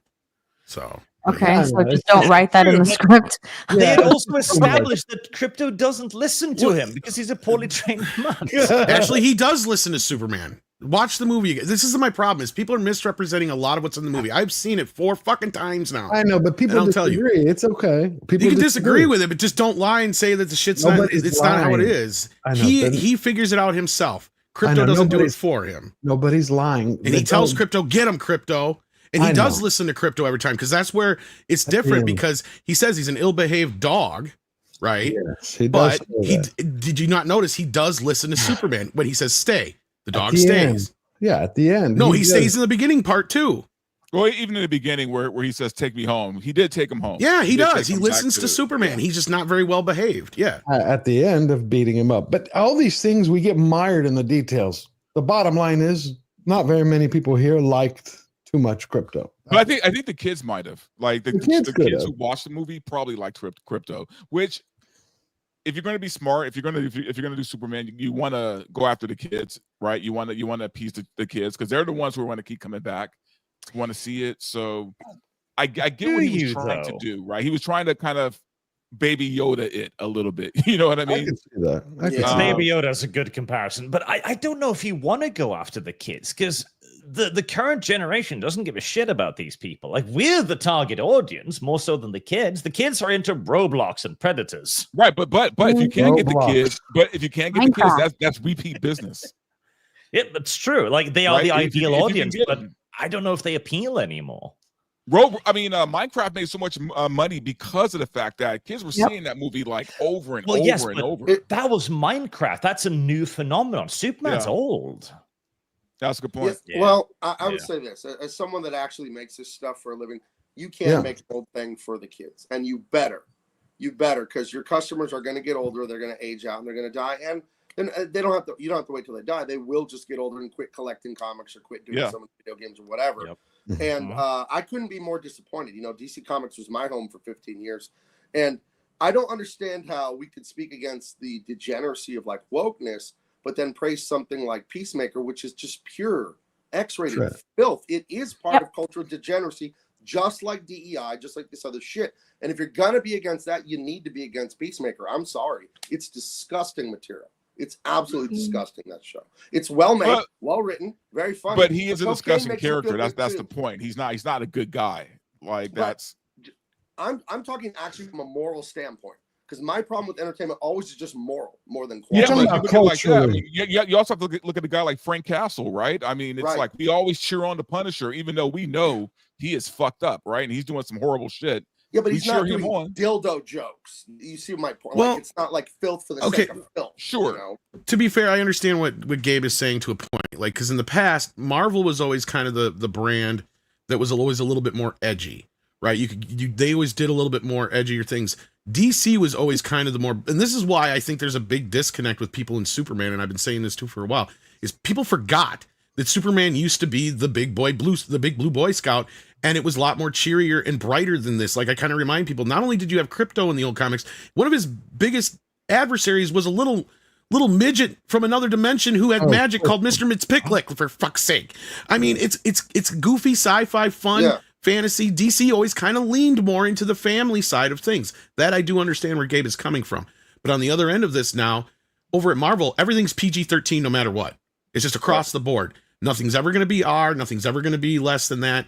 At least with DC, I see where Gunn is coming from with, like, yes, we're going to do some things for the kids. We're going to do some things for the family. And we're going to do some things for the adults.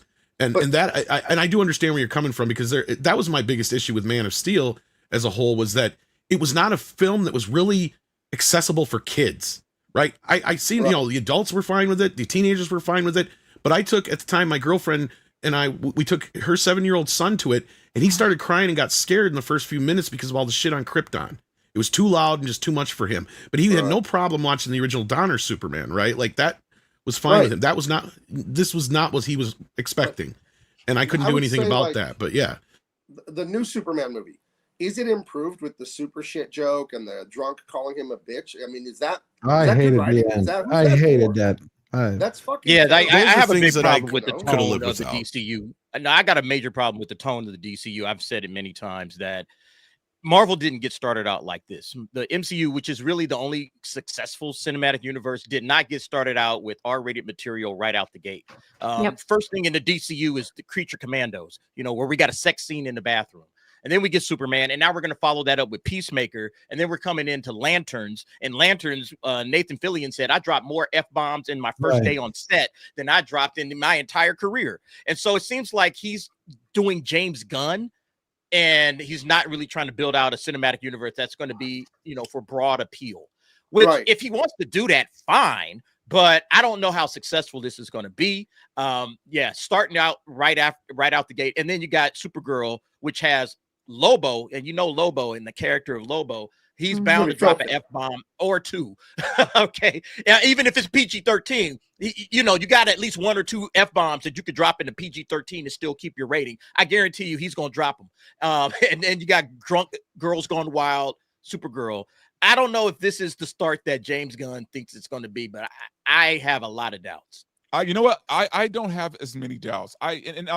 Look, again, I trust Gunn. I think he knows what he's doing, and we might not understand it for sure, especially with the tone and everything. But I think if we take everything project by project instead of trying to guess how this whole universe is going to work out, if he just gives me great projects after good projects after good projects individually, I'm fine with that, right? Like, I don't need things to connect yet. I don't need things to be this big universe. I just want things to be individually good, right? Or at least to my liking.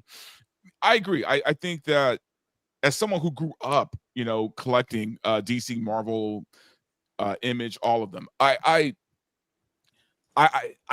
think we've already had what we were going to get from DC, right? Like we got the Snyderverse. He tried it, and it was a mess, man. And I think now we might need something a little different. We might need, I'm not saying we need rated R or anything like that. I'm just saying, but maybe we need to just kind of like go with a proven director, right? And just kind of like trust the vision that he has, right? Because he does have something. He has something planned. There's a lot of things that I didn't care for with the Superman film. Did I enjoy it overall? Was I entertained? Yes. And at this point, I got to be honest with you, man. That's all I'm asking for at this point. Just entertain me, right? Just keep me entertained, because I don't need a blockbuster. I don't need like this Oscar-winning film. I just want to be entertained and walk out feeling like I didn't blow $20. Right. On the one side of things, the thing is everybody's like concentrating on whether or not this movie was going to make $1 billion, besides not paying attention to how well it is doing domestically. Like domestically, this movie is playing better than most superhero movies. And I don't even mean of the last few years. I mean in general. Like people aren't even paying attention. Like domestically, this movie outgrossed Joker. Like that means more people in America went to see this in theaters than went to see Joker. Well, Joker's rated R though. But my point stands though. That was $1 billion movie. It was seen as a huge success. And I could say to you, was Joker a success? And everybody go, yeah. Absolutely. And I say, well, was Superman a success? And everybody go, no. Yeah. Like, well, why wasn't it? Because if you look at the overall, it's still $1 billion versus that. I mean, yeah, you're going to compare domestic and stuff, but at the end. But here's the thing: is at the end of the day, domestic means more than it does. Yeah, but for the foreign box office, and that's what people have forgotten. Okay, I'm gonna pandering to China. Then to only about, focus on domestic from now on, and not the overall box office. No, I look at everybody looks at overall. Perfect. That's like my new way of analyzing films from now you know on. what though? Here's the thing. I would rather, it's funny we say that, man, but honestly, if they just start making movies for Americans again, that's my point. And not worrying about China and the rest of these Absolutely. fucking I would be fine with that. Why do you think these movies are not playing that way? Because that is exactly it. They're starting to make movies for America and not worry about the rest of the fucking world. And we used to be that way. Because you want to know why? And this is why I say this, Steph. I got your little sarcasm there, but here's the fucking truth of the matter. You realize that they see less than 30% in most cases of the foreign box office, and in some cases they don't see any of it. They just get an upfront fee, and that is it. Nobody ever tells you that part, because guess what? Those upfront fees are what they use to make the movie. Yeah. That is true. Okay, for the past few years, in order for a movie to be successful, it had to be successful. They've been doing that for you and me and everybody else to make them look that way. That's the thing. It's been the big deal to get it $1 billion. Hold on, Tom. This is the very first movie that anyone has ever been focused solely on the domestic box office. And that's one thing that I can't wrap around my head. In order for this movie to be successful, they have to only focus on the domestic. I'm not saying that though. That's what you're trying to project onto me. My point is we have been we've been allowing Disney and others one at a time. Wait, one at a time. Tom, don't interrupt her. When one person is speaking, you speak. You go, Steph. Well, that's the thing I'm confused about, because everybody's solely focused on the domestic, and I understand. I get your point. Let's start making movies for Americans again. But that's just America. You do still want to make money. You're investing money in these projects to generate more money. And if you're only focused on the domestic box office, sure, that could be successful with some movies, but I mean, that's not a great overall plan. You do also want things to play well worldwide as well. And this movie, in order for it to be considered a success, you're only focused on on the domestic box office. And I've never seen so many people only focus on domestic box office when it comes to a movie's success. This and is the I'm doing that people let him respond. And I'm only doing that because I see the opposite. Everybody's only focusing on the foreign box office. They're not giving the domestic any fucking say or sway or any play into this. And that's my point, is for the last 10 years, we've been forced by the media, so they have bragging rights to say these movies make billions of dollars when they really don't. And this is my point. And who's been the worst person to do this of all? Disney. They do this all the fucking time. They have these movies that make next to fucking nothing in America, but they make all their movies overseas, and they claim there's some big $1 billion hit. when they're not. And that's the point. I'm not saying this. All superhero movies are failing across the board foreignly. Why? Because obviously outside of the US, they're done with them. They have been done with them for about a couple of years now. The only movies that are performing have been Deadpool and Wolverine and Spider-Man in the last, 5-6 years? Okay, Gabe, what do you have to say? I would say this, like the numbers and the facts, right? Unfortunately for human beings, and this is true, facts don't matter for persuasion. Facts matter for the truth of outcomes and what's really going to happen in life. But facts do not matter for how people feel.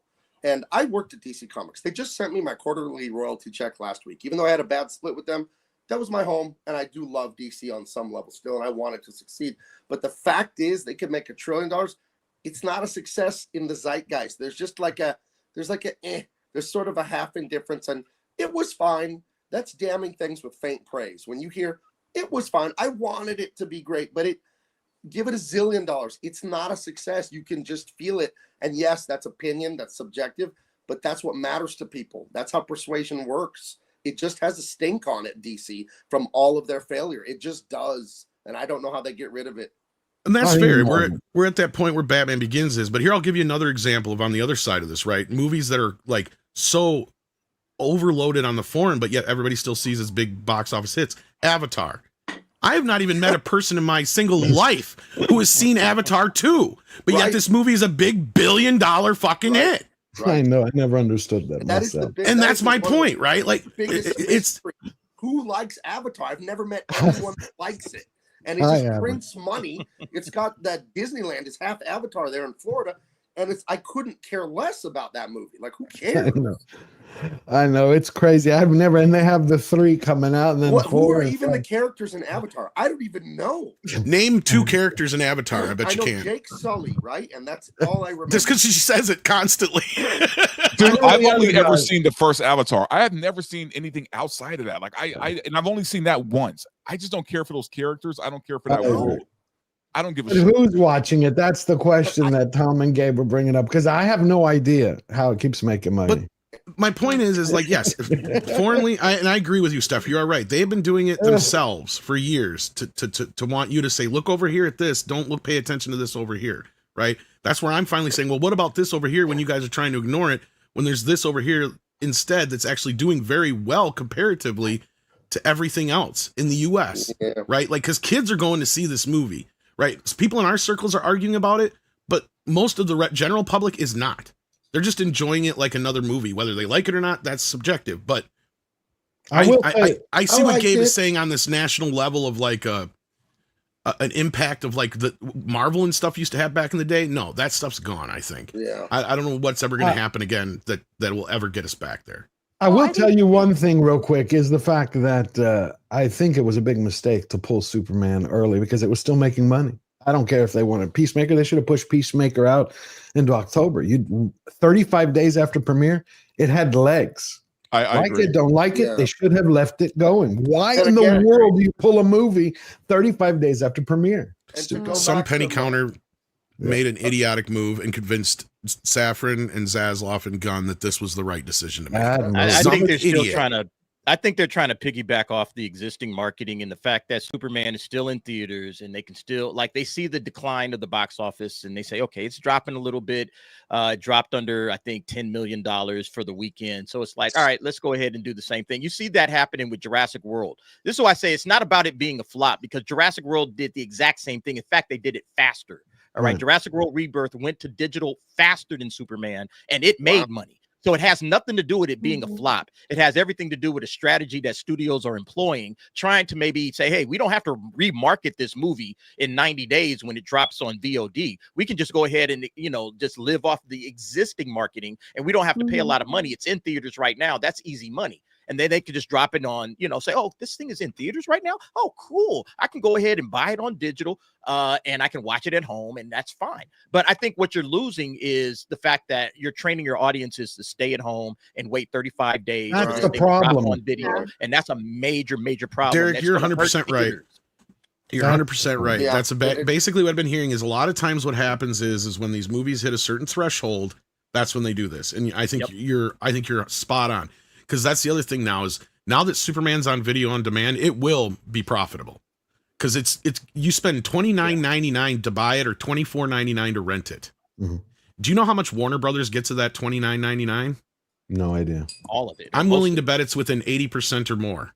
Because I Yeah. guarantee you that Amazon and Vudu and Apple, they only keep what, $3, $4, $5 per purchase on those, if that. So at the end of the day, they're pocketing a hell of a lot more than they were per ticket. That's why they're doing this. This is, yes, I've heard this before. That, I just wish they make a left lot it. of money on these. I just wish they left it because it could have still kept going. Well, and then you know what else they do? They package it with the other films, right? So then you buy all the other Superman films, and like me, I bought it with because I hadn't seen Super/Man, you know, the Christopher Reeve documentary yet, and for $10 more, I got that documentary with it. So to me, that was a hell of a deal. So there's that side of it too, and that's where they were talking about with like Jurassic Park and what was the other one, the Mission Impossible one that Paramount was talking about. How it didn't do well in the box office, but we know in ancillary sales it will do well. Well, what they mean is they'll be able to sell that movie with the rest of the movies till the end of time. Isn't Super/Man streaming on Max for free? It is, but I don't pay $25 a month for Max.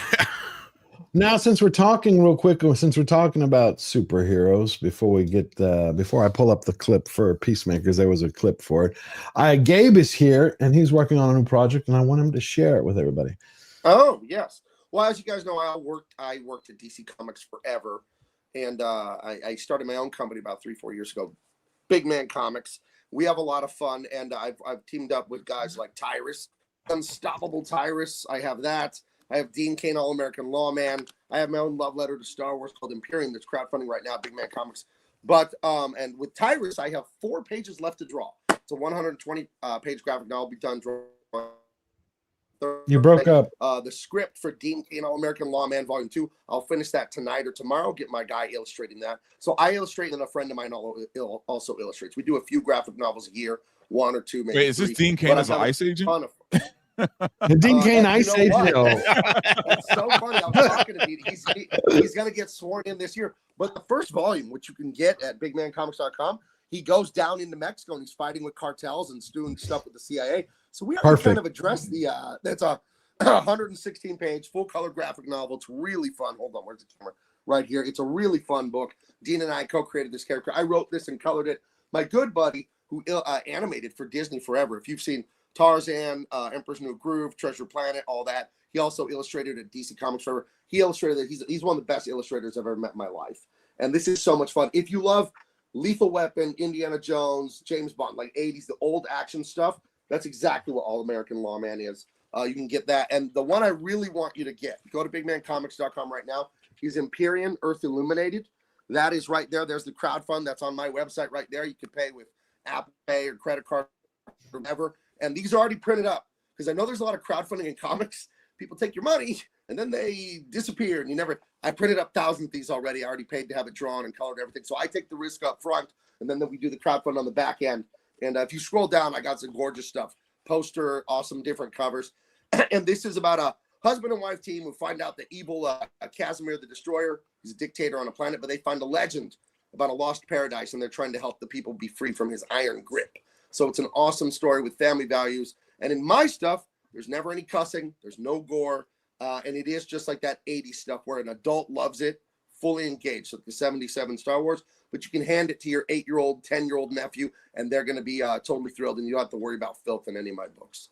So this is really fun stuff. 120-page graphic novel. Please get this now. Support me because I'm trying to make the kind of art that we all long for. Because I felt what you felt for years. All of you on the panel, all of you watching, I felt it. Felt my culture slipping away, just being destroyed and crumbling to wokeism and all that. And that's why I resigned from DC Comics. They're like, hey, do you want to make anti-American Superman? And then we'll explore his underage son's bisexual sex life. And I said, we're not going to do that. You're going to do that. I'm going to go do my own thing.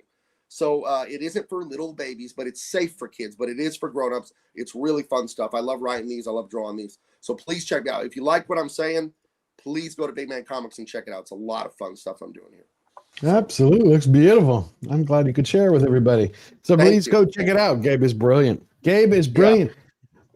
Plus, we have the Unstoppable Tyrus, man. That's Ninja Turtles meets Incredible Hulk with a little bit of like Legend of Zelda, Lost Temple. When's it come out? That one, I'll be done drawing it Thursday. I hired someone to color it to help speed things up. So I'm not gonna. I'll be done with it in November, December. So I think I'll do a crowdfund around Thanksgiving or beginning of December. Get it to people in the new year. And then Dean Cain, that'll be starting drawing volume 2 this week.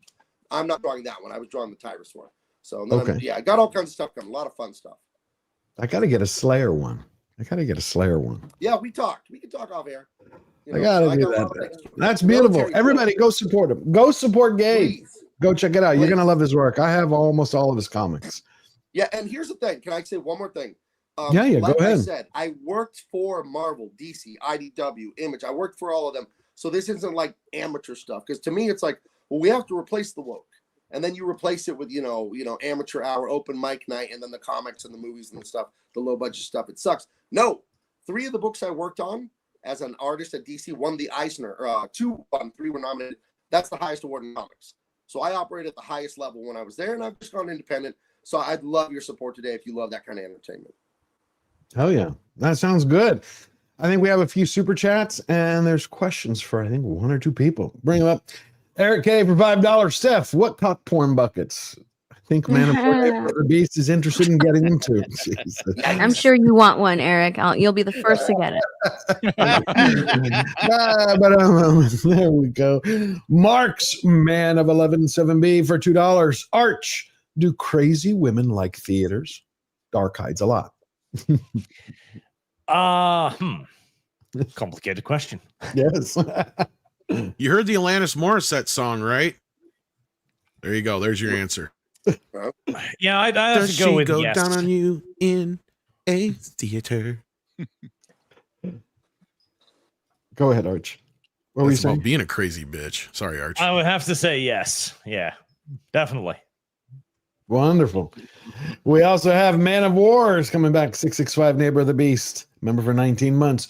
You have the man on, so I got to ask. Arch, do you see GW's desperate lifestyle brand trajectory continuing relative to, say, D&D and Weasels of the Cuck Mad Path? Any chance of them veering back on track?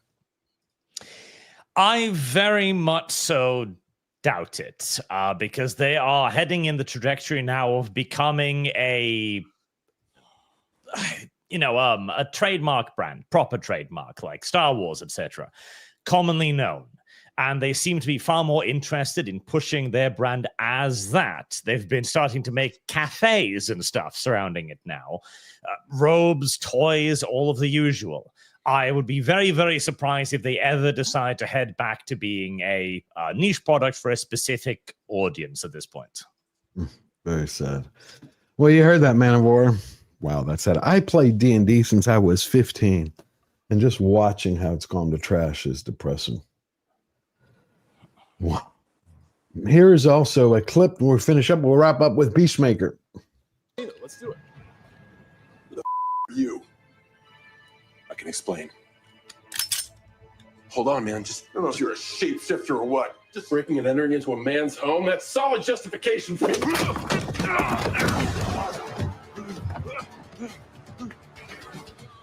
activate magic stars.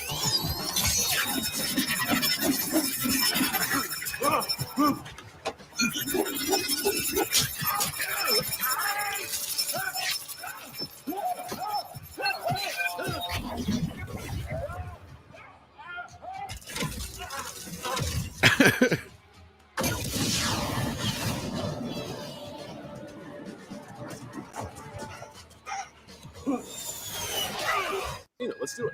Oh, that's it. You. I was gonna wonder what would come of the Peacemaker from the Superman universe. He was in the movie, if I remember. Yeah, one one of them he was. We don't know which one at this point. Yeah. And then we had the news this week of, it was Tarantino. They're now getting ready to film the sequel to Once Upon a Time in Hollywood. And there's this podcast that I discovered. I guess it's on Spotify. It's called Church of Tarantino. Have any of y'all heard of that? Yeah. No, but I know he does his own podcast. God, this Church of Tarantino. No, it's phenomenal. So they had Tarantino on, and they've been doing this for a while. Shit. Yeah. And it was almost 2 hours. So he was going through, and the first thing one of the things that he explains is is that, he wrote and everything for the sequel for Once Upon a Time in Hollywood. And they had gotten to a point where they're like, well, why aren't you directing it? When are you going to do your last thing? He's like, look, I don't make sequels. But he goes, he trusts Fincher for it. And then he was you talking, don't trust anybody. Fincher would be the right. But then he says how much he's looking forward to doing his last one, but he wants to challenge himself. He dropped the idea of the movie critic. He's like, everybody thinks they know me. He's like, I'm not on social media. I'm never on social media. So people just write shit about me. And he goes, I crack up laughing. But there was something that he said about the sequel, that it's the biggest budget he's ever received. The sequel to $200 million from Netflix. Hold on, let me pull this up. I forgot DiCaprio's name in that movie, but I thought the brotherhood between Cliff Booth and DiCaprio is one of the most beautifully written, like loyalty, brother, that's your day one guy till the end. I thought that was Tarantino's too dirty for me. I'm very prudish about filth and cussing and sex in movies and all that. Freedom of speech, it's just not for me. But I loved the brotherhood with Cliff Booth and DiCaprio. That's such a beautiful example of that. I love Tarantino. I love all his work. He's great. He's just a little dirty for me, but he's really good at what he does. I've always look, as long as Tarantino's writing it, I feel good about it, right? Yep. I'm always worried about somebody else directing another director's work like that. I think Tony Scott did a great job with True Romance. Obviously Rodriguez with From Dusk Till Dawn, that kind of thing. But I kind of wish he was directing it himself. But Fincher is a great guy. So I mean, Fincher's if you're going to give it to anybody.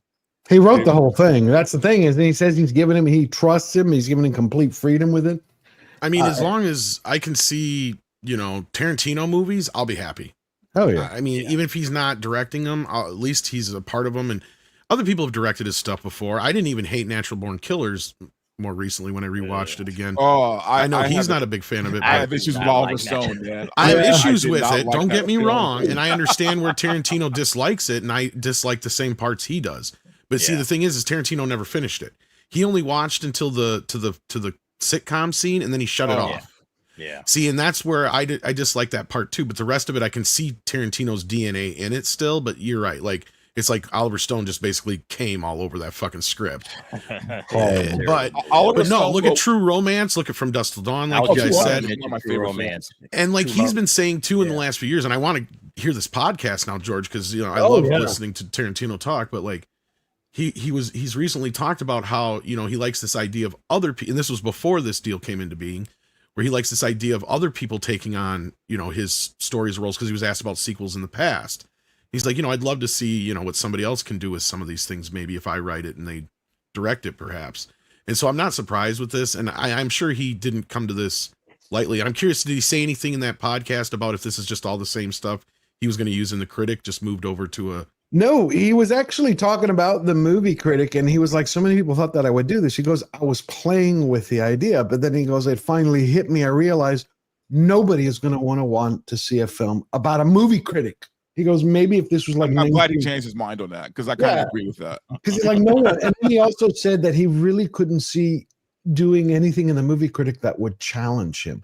He says his last film, he wanted to do with the same problems that he had on Reservoir Dogs, the same thing with Pulp Fiction, the same thing with... He wants to take it to a level where he doesn't know how he's going to figure it out. And I thought one question I do have, though, is you said this is Netflix? Yes. So is it not going to theater? See, that's why I want to play this. That's what's interesting. Do 7 a day. You should be fine. No, I'm giving him an unwieldy thing, and haven't tamed myself whatsoever, and it's his job to shrink it. He's talking about Fincher, because he's saying, are you going to be on set? He's like, well, I live in Israel. I will not be on set every day, but I've written a full treatment, everything, full script.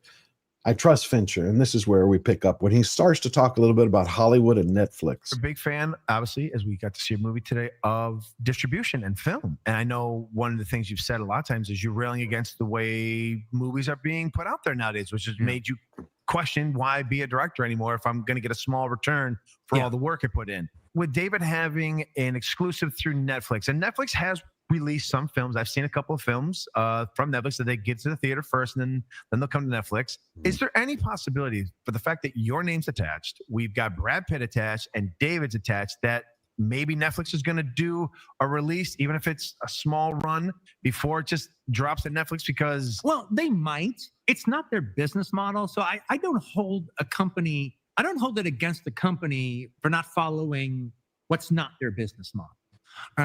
You can decree that it's not their business model, but it is just what it is. I wouldn't be surprised if they came out with a 2-week release of it, at least limited to some degree. And then I think, at least as far as like the big cities are concerned, they'll probably have screenings, so they're probably going to want it to do good in Oscars. So there'll be screenings for it around town and everything. Yeah, I could decry that. I could complain about that. I could, oh, isn't it a shame? I tend to look at it in the most positive way. All right. I tend to look at it in the positive light. And the positive light is a light I've never had before. Every movie I've ever done in the last 30 years, all 9 of them, they had to do well at the box office, or else it's tainted. Yeah. Or else it's a flop. It's considered you're a hit or a flop, or you're a hit, break even, or flop. And that's always been the sort of Damocles hanging over your head through the making of the movie, getting your release date, going through pre-production and leading up, and you're doing all your press and everything. And it's all comes down to that opening weekend. Okay, if you have a bad opening weekend, it's not going to be better the second weekend. All right, and then it's and it's still kind of only broken down into 4 or 5 weeks at the most now for the last 10 years of being viable. And and the thing about it is, if once upon a time in Hollywood didn't do well at the box office, that would have tainted the entire thing. It wouldn't change the movie one iota, but the fact that that could be successful in today's world was meaningful. And watching it with an excited, jam-packed audiences for 3 weekends was meaningful. And if no one had cared and no one had shown up, it wouldn't have been the same thing. So this movie that I'm doing with Netflix is the biggest budget movie I've ever done by $100 million. All right, it's like a $200 million movie, and the box office doesn't matter. It's so I mean, it doesn't matter. Fuck all. Not fuck all. All right, I think that's the problem right there. And when are we going to be able to overcome that? He goes on, they don't give a damn how much money they spend. They just want to have this, and they think new subscribers will sign up. And he's like, I've never worked with someone like that. That kind of budget, and they don't do a theater release, then what they're saying is they don't really give a shit about the money. Yeah, they said they don't care. They told him, we don't care. He's like, I'm getting to play with the casino's money, and they don't care. That's Netflix, and I don't think they're ever going to change. But then doesn't that then translate to the other studios who have learned they can't have these movies with $200 to $300 million budgets? But these other studios have to realize too that they gotta stop with this streaming stuff, man. Netflix is a streaming company. They're not a studio. They're a tech company, right? These other studios have to realize that, man, and they got to keep their movies in the theater longer. Like they have to do it, man. This 4-week gap and then straight to streaming is killing them. Like they're basically killing themselves. Yeah, they were better off when they were selling their stuff to Netflix afterwards, and instead of trying to have Disney Plus and all of that. That's where the studios screwed up, trying to get their own individual streaming services. Yeah, and that was the issue, right? Is that they saw Netflix doing their thing, and they're like, oh, we want to do that too, and they became the underwear gnomes without realizing what they needed to do to profit, not realizing that the only reason they were profiting off of Netflix is because Netflix was the only game in town. Right. Like they looked at Netflix as a service instead of a format, which it kind of is now. And them starting their own services all just turned it into one big format war. And that's what the streaming war really was. And now like HBO and Warner Brothers have kind of figured this out now. I think Peacock has kind of come around and figuring this out now. Paramount Plus is starting to figure this out now, that they can't let their streamer now be the end all be all for their movies. It's more of cable 2.0 or network 2.0. And as soon as they start realizing that, then things will start working better. Then they'll start actually making money. And yes, you'll always have straight to streaming films that are just like straight to video or straight to TV. But once, and this is where Paramount, like David Ellison was talking this last week, and I've heard Zaslav say the same kind of things in more recent months, is that they can't expect the streaming to be, they can't be making these movies just for streaming. They have to put them in theaters, right? Like they can't expect to make their money back and then be profitable in any way, because they're never going to be as big as Netflix. And they're never going to be able to generate the kind of money with their streaming services that they used to make in the theaters and on home video. Now, video on demand is one thing that still helps. That's kind of taken the place of DVD.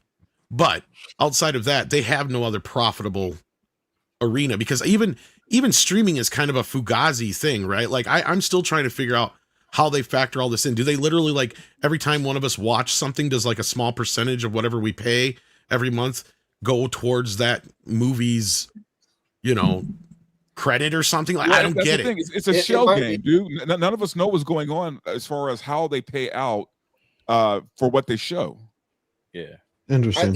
It doesn't. Or even I how don't they have it, profit, but yeah. Isn't that how Spotify works for musicians? For the plays, then the musician gets a few pennies or something like that. That's what I was kind of coming from, Right. Gabe. Yeah, like that's the best I can come up with, is just to speculate that it's a lot like, yeah. What do you think, Arch, about it? I don't know enough about this to really comment, but I do believe that the cinemas need to rally, not just because of the sales, but also due to the impact they have on the popularity of movies and entertainment. Like, going to the cinema is a special experience. I will never forget watching The Lord of the Rings in the cinema, for example. And reducing that to wait 30 days and you can have it on DVD, it feels like we lose something at that point. Yeah. I couldn't agree more. And now it's going to change. I wish we had Robert Meyer Burnett here. It's been a while since he's joined us, because it's something that he's warned about for a long time. And this week it was announced. Hold on, where do I have it? Filmmakers, educators, and other entertainment industry professionals are reacting in alarm at a new Amazon-backed tool that will allow viewers to create their own TV shows using an artificial intelligence system called Showrunner. It's here. And it's here, and it's already now being baited. They are going to be allowing you to change Amazon shows that you're watching to customize it. What did I tell you guys? This will happen because it'll create the perfect entertainment every time. You don't need to worry about everybody else. The computer will chick burn to your head and go like, okay, he liked that, he didn't like that. And it'll just continuously produce whatever you like the best. This is I have a dystopian, prediction man. on this, though. Okay. The fans who always complain about they should have done this, they should have done that. Right. The fans are going to find out right away that they are not good. Good I ideas. agree. They can make their AI shit and go, oh shit, they suck at this. Here's the thing about the fans always having their opinion on how it should have been. They're wrong, and I'll tell you why. You can go into a restaurant, gourmet, Michelin star. You can eat food, and your food is bad, and you know it's bad.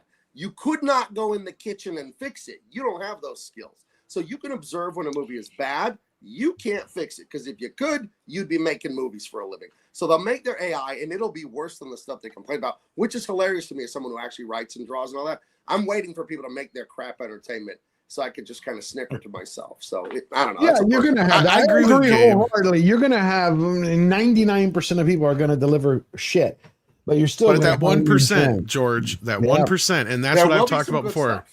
And that's where the shit's gonna hit the fan, because I predicted this too. In fact, I said what the future is gonna be. I said is when Disney and the other guys figure out that, okay, this is the future of movies. Now you can just have your kid, you scan their head with your phone, and you take a voice sample of their voice, and then you bring up Star Wars, right? And then your kid sits down and watches Star Wars, and they are Luke Skywalker, right? No longer Mark Hamill, it's them as Luke Skywalker. I said, that's the future of what AI is going to do to movies. And that's how the studios are going to actually benefit from it. But they got to get out in front of that, or they're going to lose this fight before they even get into the fight, because this right here, what we're looking at, is a problem, because you're on a personal level, people are going to love what they make. Gabe, you're 100% right. This is the same problem with fan films, right? And why I think they're great. I'm like, I love the passion and what's put into most of them, but I'll be the first guy to tell most people 80% of fan films fucking suck. Okay, Yeah. they fucking suck. They're good for a little, like, to show off what you can do. Maybe you have an idea, but there's only a few times where I see somebody actually come in and script doctor something, and because this is what I used to do, and I'm not even that good at it. Right? Like Gabe said, I'd be doing it professionally, right? So, like, I can tell you just from my inexperience or lack of experience in it, that yes, it's not the easiest thing to do. And you're 9 times out of 10 when you're dealing with these movies, you're dealing with 100 different notes on top of it all. So to be able to pull all this shit together is a fucking miracle in some cases. Well, can I say this as someone who is a professional writer and artist and all that? I'm on the inside looking out at the fan culture. Love the fans. Wouldn't have a career without them. But what has always confounded me about being an artist is people think it's a talent. And it's like, no, you could have a great lawyer. And people wouldn't say, oh, and he was reciting constitutional law at age 2. It was just a talent. It's like, no, he went to law school. He studied, he worked. And it's like, no, I've been drawing so long, I can't straighten my fingers on this hand. Okay, I've been drawing since I was like 3. I've been writing since I was a little boy. It is a skill that anyone can learn. There's a little bit of talent involved, sure. It's like being tall. You'll be better at basketball if you're naturally tall. And short people can play basketball and be very good also. It's going to be harder, but it's art specifically. People think we're just talented and that like we got it for free. It's kind of insulting, but I don't get too excited about that. But I think that's why people think they can do it. Like, I don't, it's weird to me. They think it's like we're doing a magic trick. And I feel no different than a bricklayer. I was a construction worker in the past. I feel no different about making my art than I do banging a hammer and building something. It's like, it's just something I do. I don't know. It's is this making any sense? It's a little. It does me. I've been writing for 20 years. I write. When I look at that, it's like when I first saw it, I was like, great, I can scrap this Rings of Power and Rings of Pandering that Amazon did, because I love Tolkien. They got about 50 copies of each one of his books. I was like, I can redo this so it can work. What I worry about is, well, actually, I'm not worried about it. I think a lot of people have too many fears that AI and AI films are going to take over everything. I still believe people, at least not the generation of what do you call it? Generation Alpha. I think Generation Alpha will be screwed because all they're going to have is AI. But today, our generation, whether it's Generation X and millennials, we're going to be able to tell the difference. We're going to be saying like, okay, I want real human beings. The same way LPs have taken back off vinyl. I can tell the difference between that and listening to a song on streaming. There's no richness to it. Well, there's no bass. There's something different. It lacks a soul. If I can make you feel better, George. Yeah. I can tell you this much. People were having these same conversations when CGI first came along. Mm-hmm. They were like, what are we going to do when they replace the actors? Yeah. Because George Lucas was one of those people who was pretty much to the point where he's like, as soon as I can replace the actors, I fucking will. Because that was one thing he hated, was working with actors. And let me tell you, there was people that were scared of it. And right now, I'll tell you what, if you're scared of this shit, the only people who need to be scared of AI in movie industry are special effects people and the music people, and maybe like editing and other ancillary things that a machine can end up doing just as well as a human possibly. Now, you're still going to need human. You're still going to need a human actor. You're still going to need the soul. The one thing about AI writing is it's still just mimicking what we do.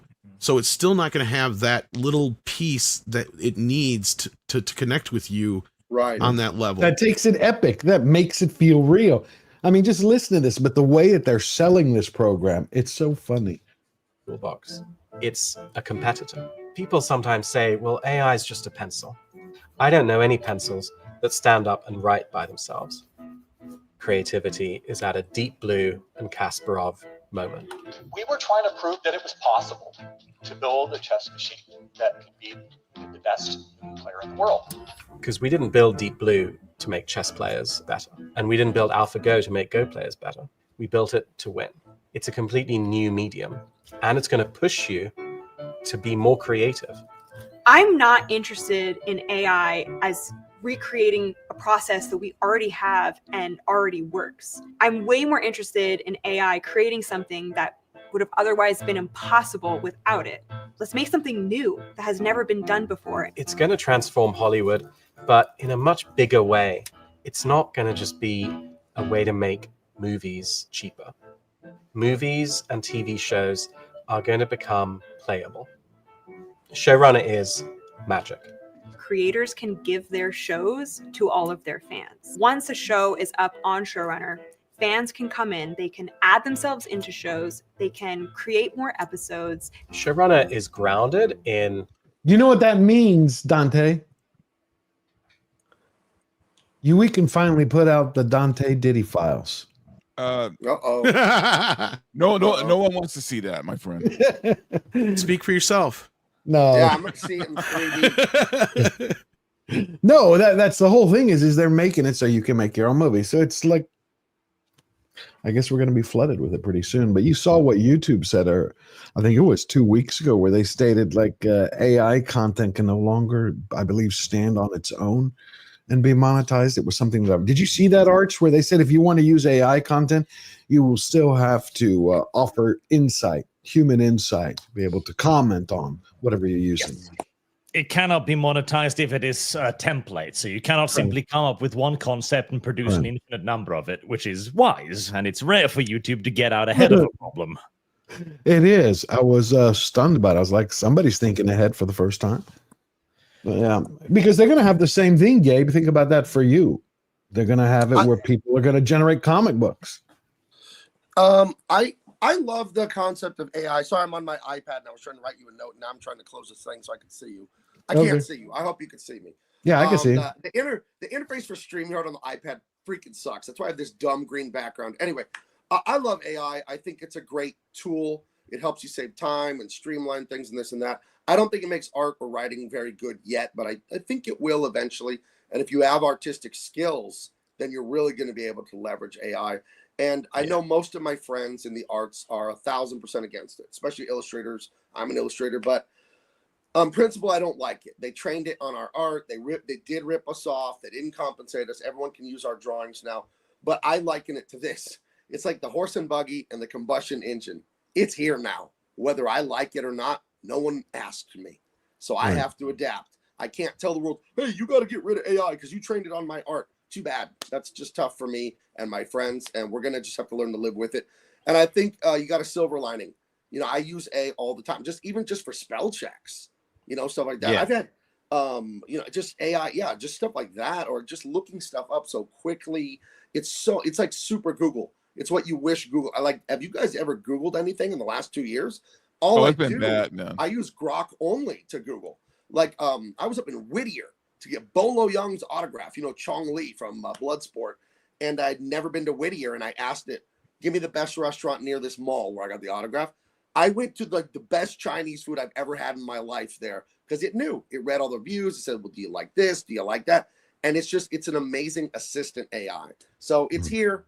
Whether you like it or not, you better learn to use it, or you're going to be like the farmer who said, no combustion for me. I'm just using horses, and you go right out of business. So. I have no problem. I've been saying that for a while now, man. I've been saying that, look, you can't put the genie back in the bottle. No, I'm not afraid of AI. I'm not afraid, but I do not believe it's going to wipe out cinema. I think there will always be a market for real cinema. And the thing about it is a tool, and all artists use tools, all creators use tools. Okay, everybody's using the tool, but the cream will always rise to the top. The best of the best, they're always going to be top notch. They're going to be in demand.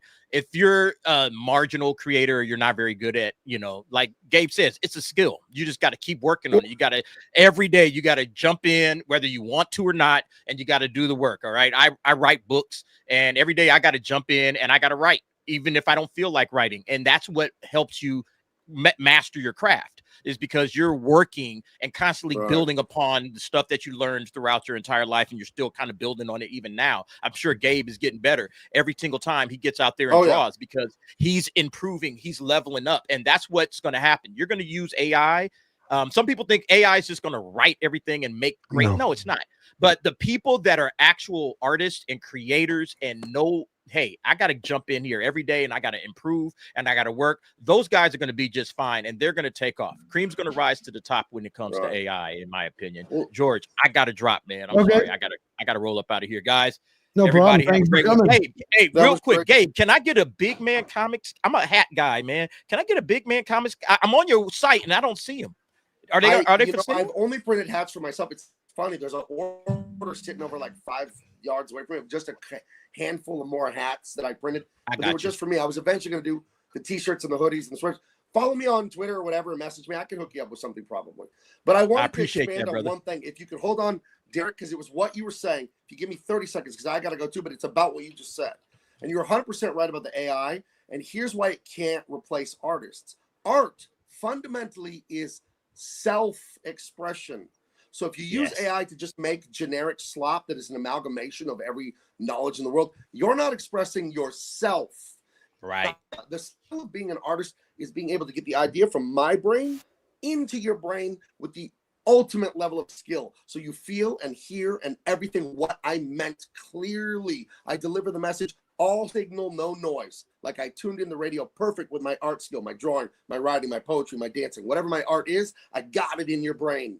And if you're just using AI and you don't have the skill to get your thought into their head, you failed. You did not express. It's the human element, man. It's the human being trying to translate. And that's what art is. It's one human being talking to another human being, translating ideas, translating, information. And if you don't have, if you're trying to do this through AI, you're not translating anything from yourself. You're translating it from an AI.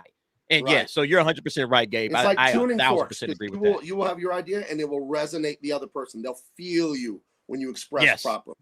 And that's what I was talking about, the soul, right? Like that's what AI is missing, right? It doesn't have that spark. It doesn't have that thing that knows how to connect with a human on top of all the other issues. But absolutely. Derek, you got to get going. All right, guys. Take care. I'll see y'all next time. Peace. Have a great week. I got to jump too. I thought we were going till 2. We got stuff planned. Not a problem. We're wrapping up now in the next few minutes. I just want to say the one people that are what? Could I just say thank you and bye to everyone? Thank you, Absolutely. George, everyone. The panel was awesome. Really fun stuff. Tom, I do like Superman too. Don't worry. You don't have to argue with me about it. I am one of the guys that liked it. And everyone watching, anyone that went to Big Man Comics and got my new stuff, thank you. I can't do it without you. So I'll be back some other time. Thank you, guys. All right. Can't wait. Can't wait till next time, Gabe. I have to join the avalanche too. So thank you very much for having me on. It was a pleasure. It was my pleasure. I hope you come again. Absolutely. Please tell everybody where they Verbal Riot and Tom too. Yeah, nice meeting you, man. Please tell everybody where they could find you, Arch. Oh, I'm just on the Archcast on YouTube as per usual. Grinding away at the YouTube game. Wonderful. Well, thank you, and I wish you have a wonderful week. Thank you very much. Have a good night, everyone. Good night. Yeah, the thing that I was worried about is one group in the industry seems to be being targeted is Bollywood is now using voice actors. They are taking their voices. You got to think about all that work. It says the one worry Hollywood writers and actors had concerning artificial intelligence is already coming to pass in India's Bollywood, where producers are replacing human actors with AI-generated voices. And it goes down to explain that a lot of these voice actors, their work is getting cut in half.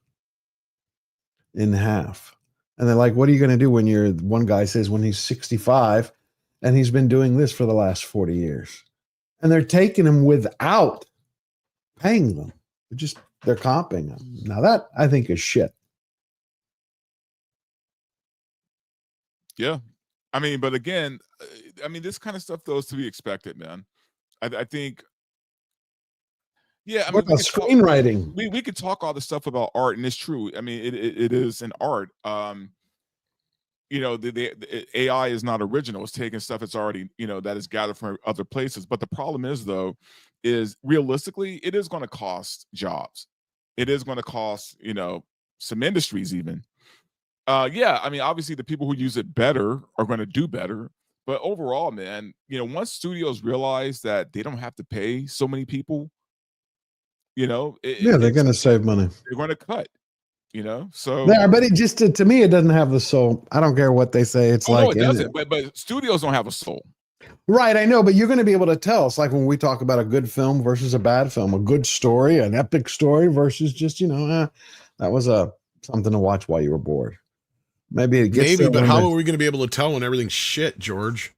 Well, yeah, I'm just saying, but could you imagine, though, this new program showrunner and people start dumping movies after, or making changes to existing properties? Well, I don't know how much people are going to be able to watch other people's stuff, because I think that's part of how they're going to be able to get away with it. Because this is the other thing. You're opening up, because this is where we didn't even get into this part, was you're opening up, unless you have licenses to do this shit, you're opening up a floodgate of fucking copyright issues here, because if you read the actual FBI warning, there's a lot of things you're not allowed to do to a movie.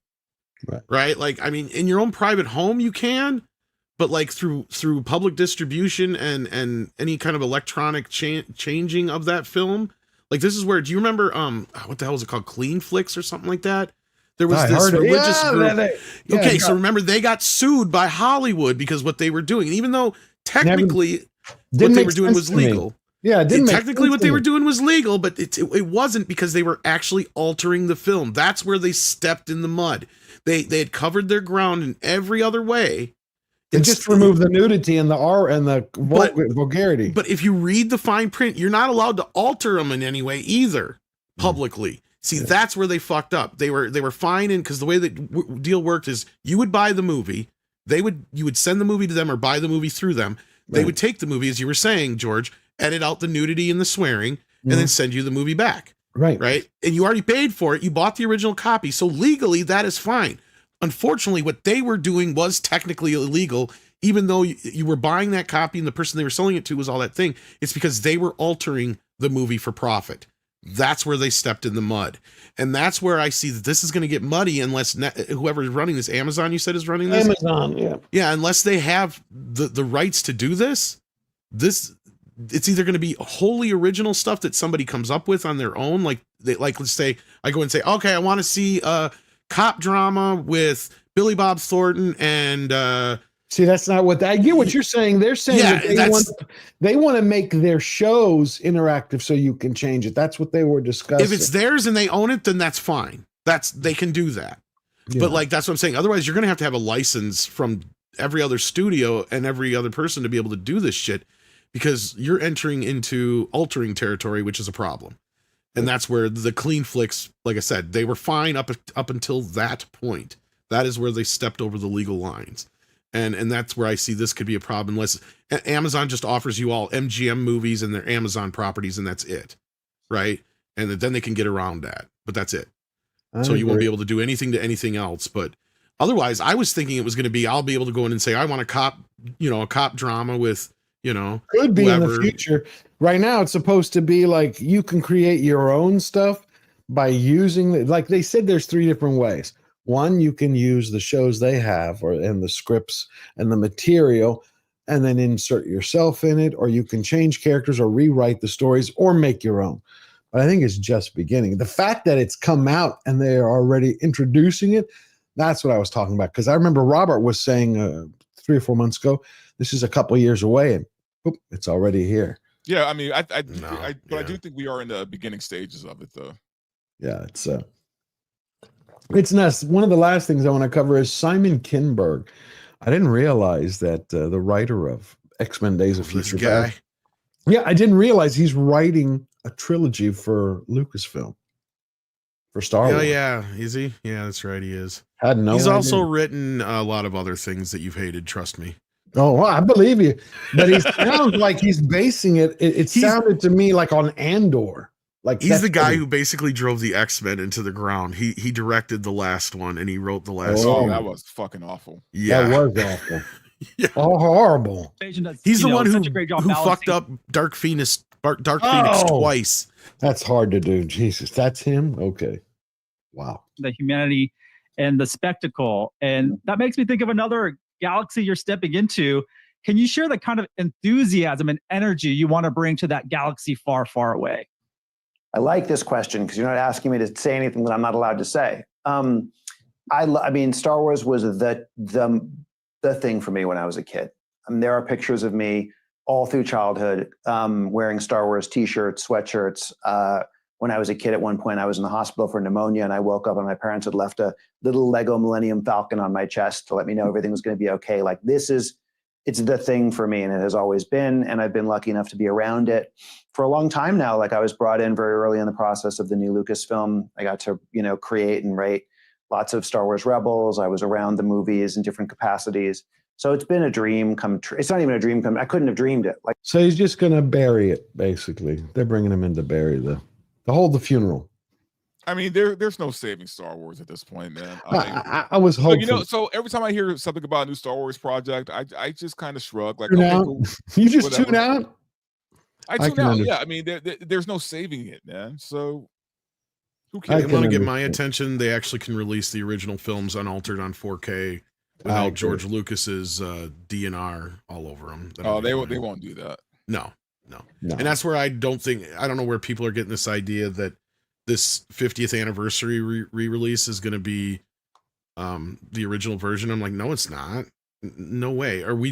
They'd be saying that already, right? Like that's the thing, is it's going to be the same movie. The only reason they brought that out as a piece of news is because wasn't that the week that Fantastic Four flopped, the second weekend or whatever? Yeah, that's why it was to distract from that.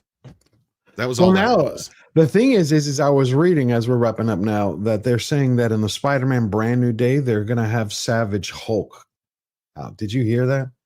I heard Hulk's going to be in it. This is the first I've heard which version, because I know we were questioning. Yeah, Savage Hulk. It's been leaked. The thing is, I was looking at the list. They've expanded the list. So here it is. Oh, damn it. So they expanded the list. Major Spider-Man Brand New Day. Never heard of that. Yeah, so it's going to come. But look at the people. It's like, how are they going to squeeze all of these names into Doomsday? Because now we also have Ryan Reynolds' Deadpool is going to be in it. I've heard conflicting rumors on Deadpool. Because he slapped that Avengers logo, and who is it? Wasn't his partner or his agent that said, coming soon, Doom, something, made some kind of joke. But I was like, look at all these names, 27 people. And this is just the main There's your budget. That's your main cast. That's not even the supporting cast. Yeah, there's your budget. What? The 27 people? Do you know how much money I this movie's going to cost? To be I honest, think 500 million. 500 million? At least. Yeah, this is going to be the most expensive movie ever made, guaranteed. No way it makes it. Yeah, it's not going to make its money. I don't think so. Pedro alert. Yeah, Pedro plays all the parts. Anyway, let me read the last two super chats, and then we are out of here. Oliver Lavery Farage, member for a month. Writing stories takes time. It is not a quick fix. You are right. When I write, sometimes the muse hits me, and I'm going great. Then you hit a brick wall and keep grinding away, grind. Thank you for that, Oliver. And Tender Warrior 68 is back. He gifted another 5 George the Giant Slayer memberships. Thank you, my friend. You have a beautiful soul, and please go thank Tender Warrior. Verbal, what you got coming up next? Please tell everybody. Yeah, just the usual. You guys can find me tomorrow on Film Thread Versus, 1 o'clock PST, and I should be back on my show Thursday, 6 p.m. Wonderful. Tom, what you got coming up? I'm not 100% sure if we're going to do a tier list tonight or not. I got a video I got to edit, so hopefully if I get that done, maybe we will. So no promises on that, but thanks for having me, George. And, always. Otherwise, you can find me at the morning show Monday morning. Beautiful. Thank you, everybody, for your support. You've all been amazing. I saw so many of my friends here. Chris, Billy Loomis, the Glenn Comer 70, Mac, Diva, Razorburn, Man of War. Please thank our incredible producer, Fletcher Williams. Also, the wonderful moderators. We got Istaphobos, Eric K., and Lord Thoth. Wonderful human beings. Also, I'm going to push you over to Valiant Renegade stream. Tell them you're rating from Giant Slayer. And I might try to jump on there in a little bit. Other than that, I wish you all a blessed week. To win every battle and stay true to yourself, you just have to remember that we're fighters with one unbreakable rule. We never bow down. We never bend the knee. Always forward.